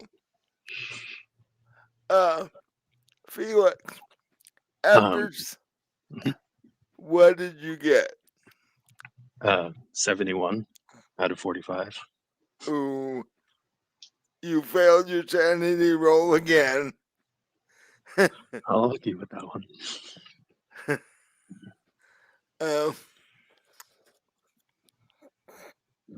I don't know. Seeing 10 decapitated bodies in a row, I don't know. Normal day for me. What's your problem? Uh, yeah. Oh, you get lucky. You only lose one more sanity point Oh. after all of that. But, um,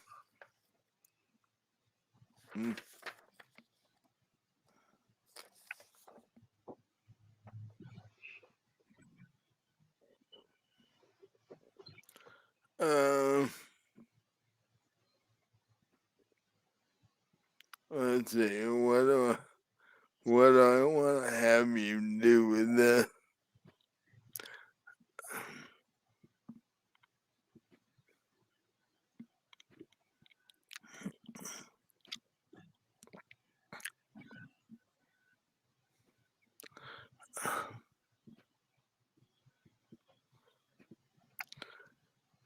At this point,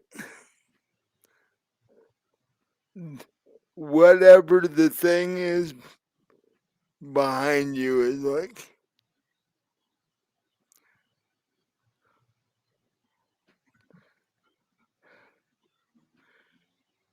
the the person you said was at the auction, take me to them.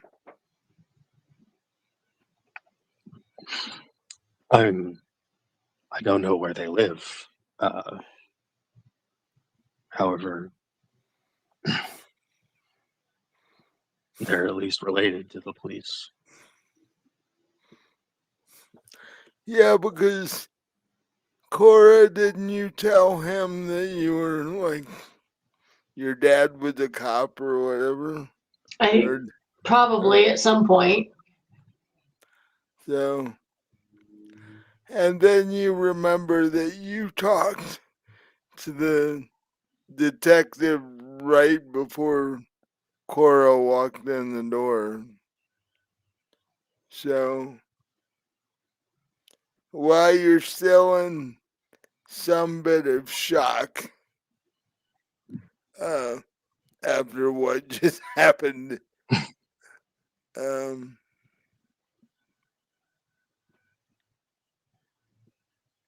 give me a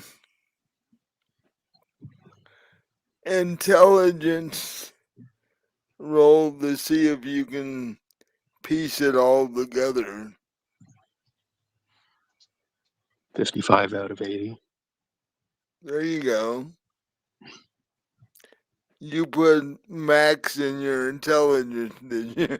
Yeah. Okay. So your adrenaline soaked brain is like,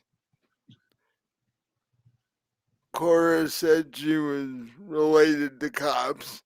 You talked to the cop right before she showed up. You're like, maybe she's his kid. Or, but you still don't know how to find her. Right.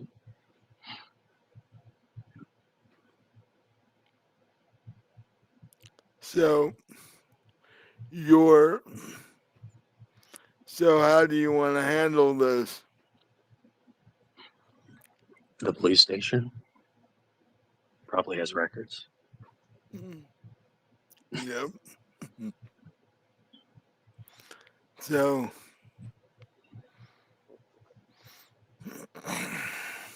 you mentioned something about cops and her being, this person being related to, and you tell him about the cop you talked with, and he's like, oh, that one, I cut him in half.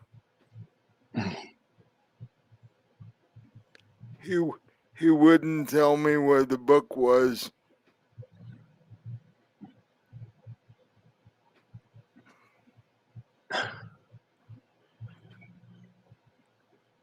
Oh, there's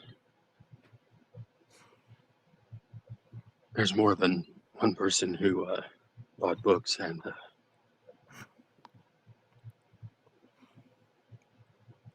Well, we start with the one that you talked to.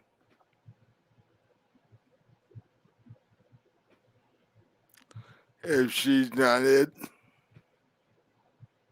we go to the next one.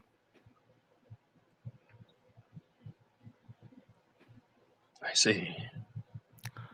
If neither one will give me the book, all three of you die.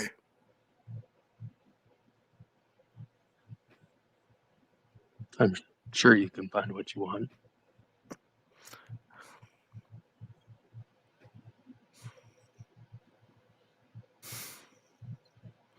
We want your planet. Oh, is that all?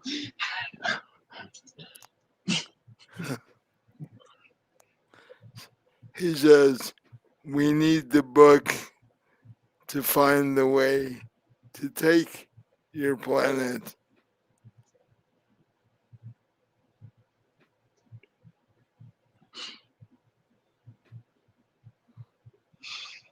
Well, I'm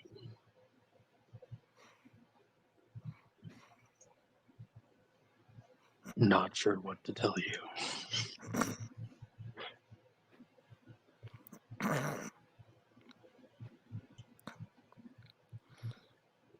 You seem more intelligent than the others. You want your head to stay connected to your body, correct? I do like it where it is, yes. Then helping me would be a good thing on your part. I don't care. Taking your head off doesn't matter to me. It matters a whole lot more to you, apparently.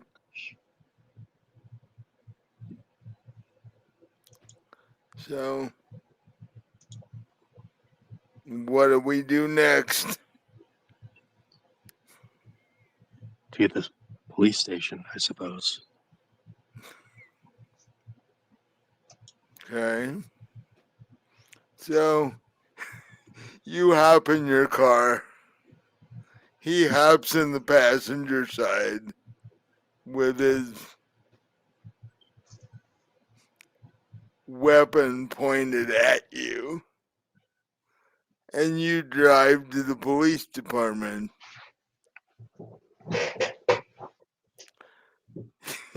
The two of you walk into the police department. Police scatter. Um, the old desk sergeant is like, can I help you? Um,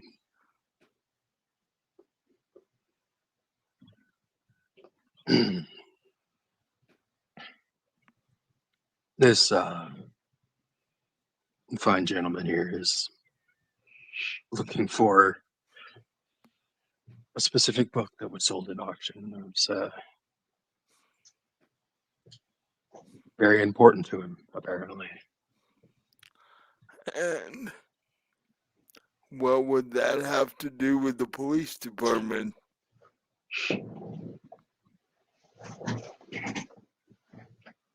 Um, it's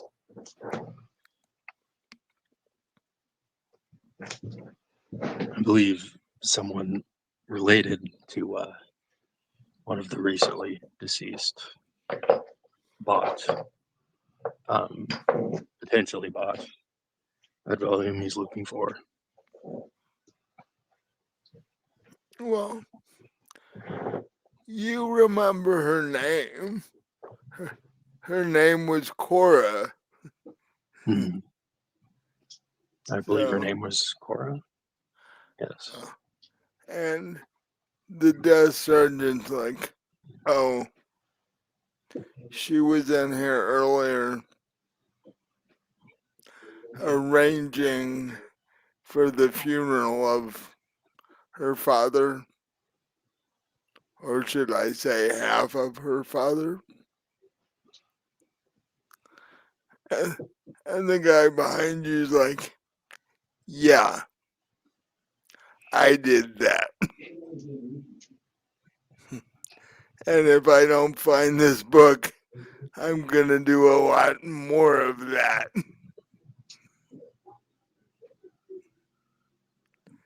You said Cora was in here earlier?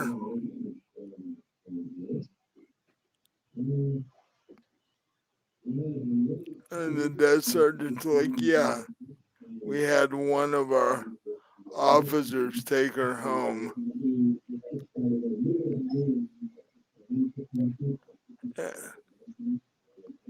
And he's like, tell me where she lives, or I will remove your head. And the old guy's like, no need for that. And write down Cora's address. And he turns to you and says, now you take me there.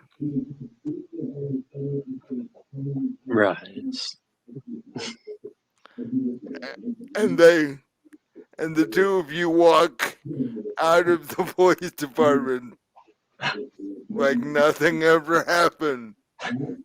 And you get in your car and you drive to Cora's.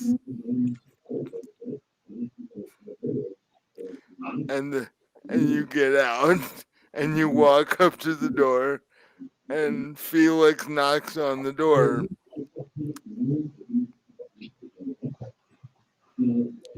What does Cora do at that point? Well, I guess I'll go answer the door. By this time, I've washed the whiskey down with a bottle of wine I found in the cupboard. So, hell, my dad just got cut in half, dude. I mean, come on. And you had said something about trying to burn the book. Yes, I didn't actually want to touch it just because of the weird shit that's been happening. So I put on a pair of, the rubber dishwashing gloves, threw the book in the bathtub, and took a match. In the bathtub? Yeah, I don't want to burn the house down. It's contained. The bathtub's like a contained area. Oh, you mean you didn't fill it with water, you just threw the No, book in the I'm bathtub? trying to burn it, not drown it.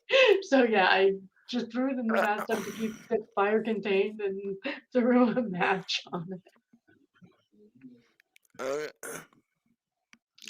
We're gonna do a fighting brawl roll on that, because I don't know any other way to do that. Okay, and I did not put anything in there, so I have to get under 25. Looks like. Right. Yeah, good luck with that. Okay. 59. So no, that is not under 25. You are so drunk that you almost set yourself on fire instead of the book. Well, I'm glad that was an almost. Yeah. And that's when you hear the knock on the door. Of course it is. Okay, so I'll make sure the match is out, so I'm not gonna burn anything down, like my house with me in it. And Well, that'd be one way to make sure you got rid of the book. I'll go to the door and see what awful news there is this time. Felix is standing at the door, who you vaguely remember from last night. And I know I didn't tell him where I lived, so. Well, you're so foggy you don't remember that. So, what do you do? What are you doing here? Bit of trouble, really. Yeah. Nothing too serious. But we have a fellow here looking for what might be the book you purchased at auction. Oh, good. I want to get rid of it. And all that shit happening with people that bought stuff in the auction. I don't want it anymore. Yes, quite terrible stuff. That.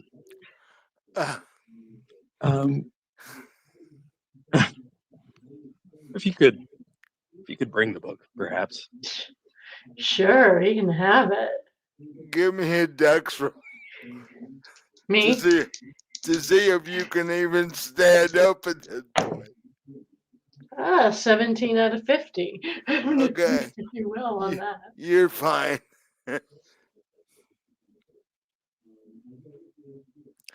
um, so what do you do? So I'll go get it for him. I'm still wearing the rubber gloves. So I like I'll go get it and be like, here you go.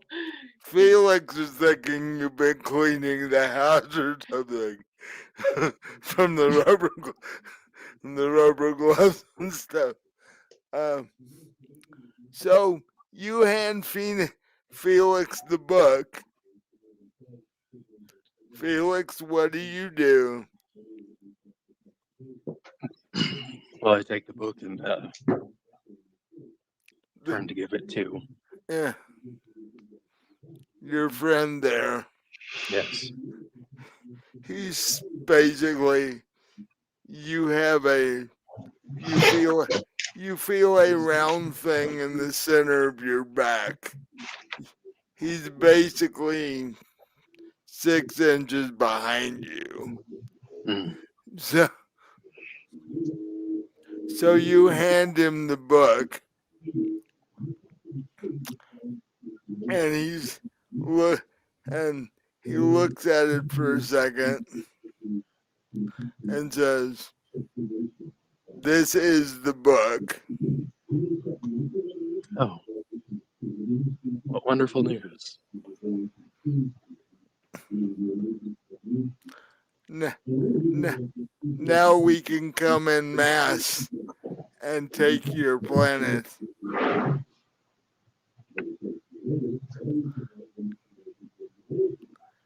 Would you prefer to survive to see that or not? Well, Everybody on your planet will die. Die how?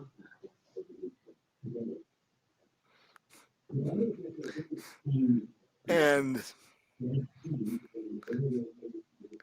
he says,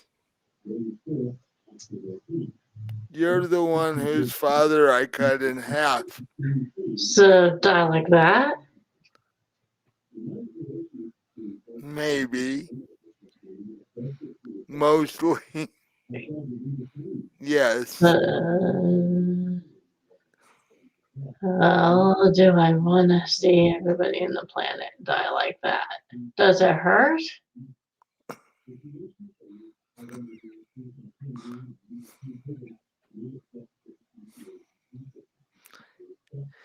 It is over momentarily, so I don't think so.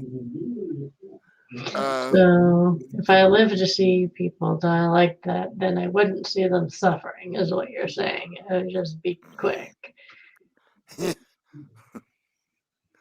And you're basically drunk past the point of comprehending, and you're trying to figure this out all at the same time.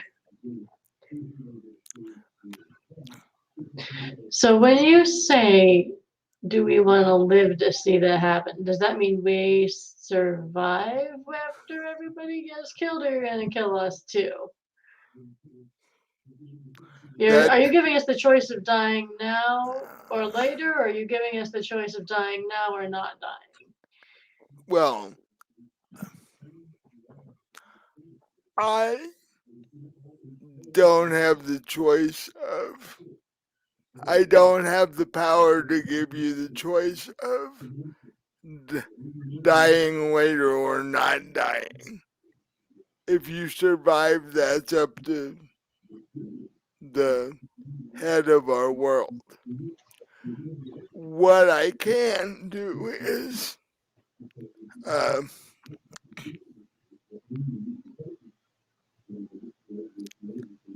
may, you know, if you don't want to see it, I can kill you now. If you don't mind seeing it, you can live as long as our emperor wants you to live. So, what do you want to do with our planet after you kill everybody? We'll just use it for ourselves. See, our planet was taken over by an infestation we could not get rid of. So we went looking for another planet. Earth and Mars looked really good. Earth looked better than Mars, so we're going to take over Earth. What if we rally against you? You don't have the capability. We would just cut everybody in half like your father. You know what? I changed my mind. Give me the book back. If you do that, I will kill both of you. Right here.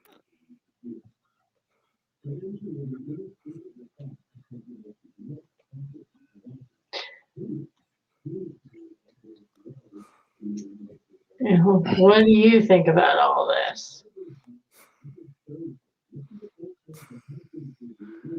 What does Felix think about all this? I'm going to try and smack him in the head with my golden statues again. I can't. Oh, God. Well, fighting struggle. Oh, I got a 10 out of 50. Okay. You whack him in the head. He reels back slightly. His hood and his mask fall off.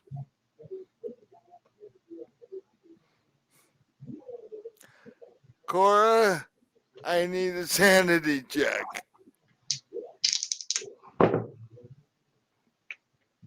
Oh, 98 out of 54.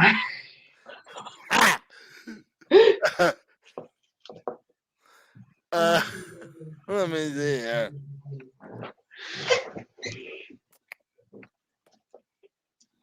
Oh, well, only 3.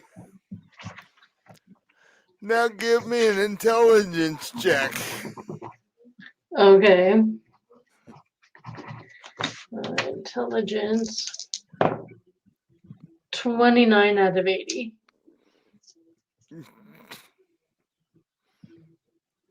You go a little sideways. Your shock is sort of building up.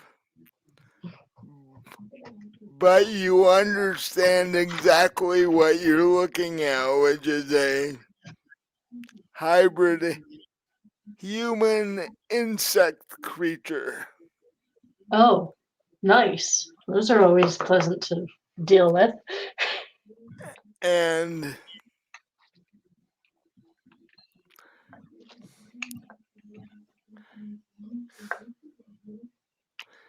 he says, I gave you a choice.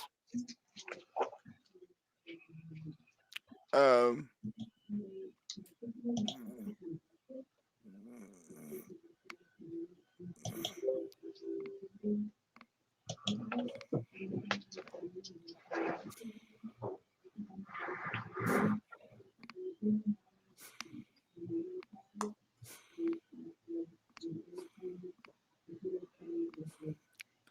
and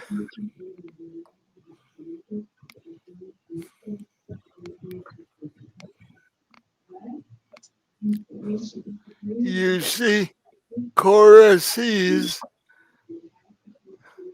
a light from behind Felix. And uh, uh, and let's see.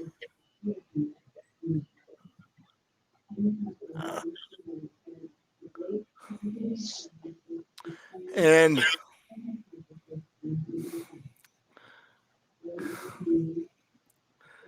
the last thing Felix remembers is a very sharp, very warm feeling near this near the center of his spine, and then everything goes black.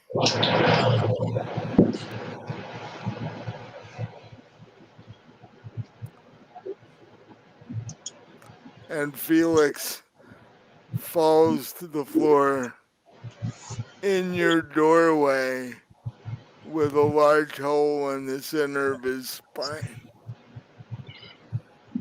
about the size of your fist.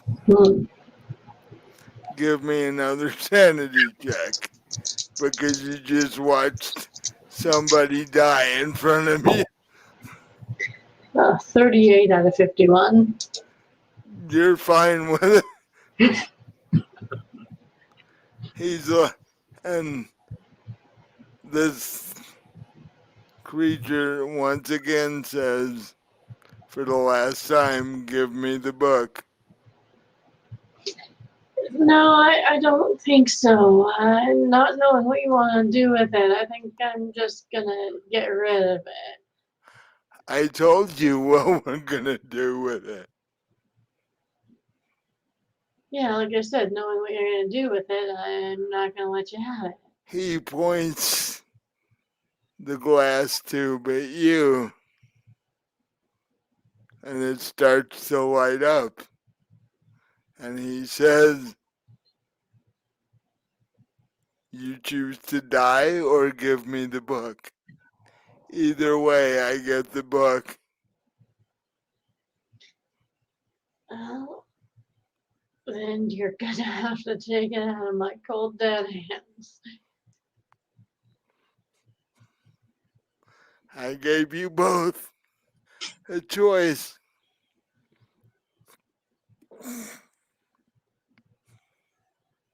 It's too bad this one, and he points down to Felix, was helpful to a degree.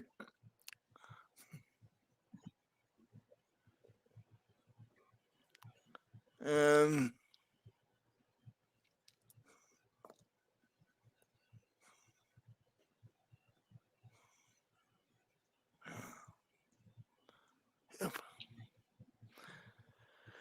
the tube lights up completely, and a fist-sized beam comes out and basically shoots through your midsection, and you end up pretty much in this same situation your dad did.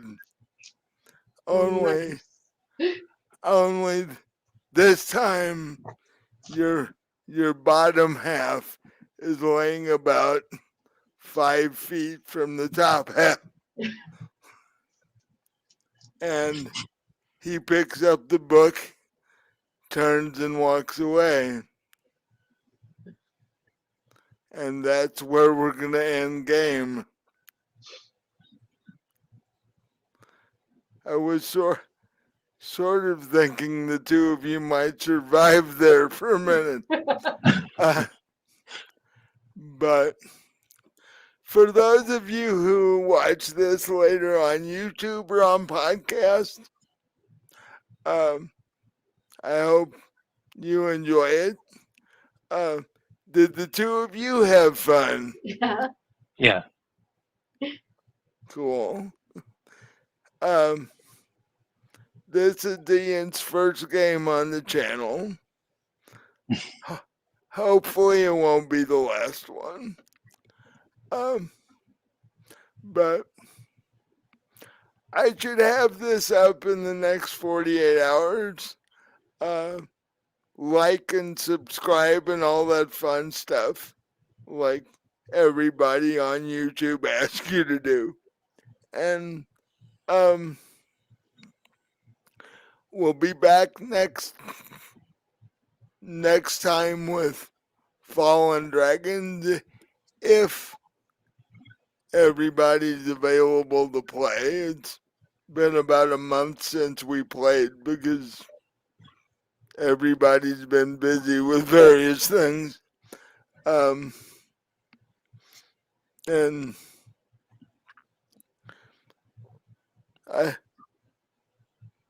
our next Cthulhu will be 4th of July? Yeah, I guess so.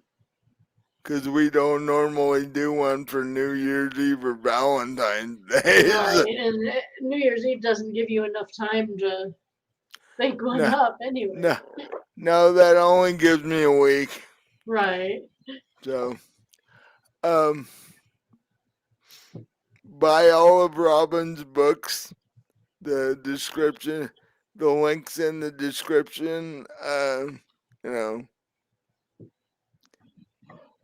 tomorrow's New Year's Eve. It'd be kind of rough to get them through Amazon now, but even with Prime, but you can buy them for late Christmas presents. Right. So, I'm trying to think if I'm forgetting anything. Yeah. Oh, I want to say thank you to the people that watch this on YouTube, and thank you to our podcast. Our podcast is now seen in 5 different countries, which amazes me because when we started this, I never thought we'd end up out of the country with it. So everybody who likes us and supports us, keep watching, and we will keep coming up with strange and odd material to give you. So, I think that's all I have. So, See you next time. stay tuned for our next game. And, do you have anything you want to say? Not particularly. It sounded like I interrupted you, so No. okay. Well, with that, I'll say good night. We'll see you next time.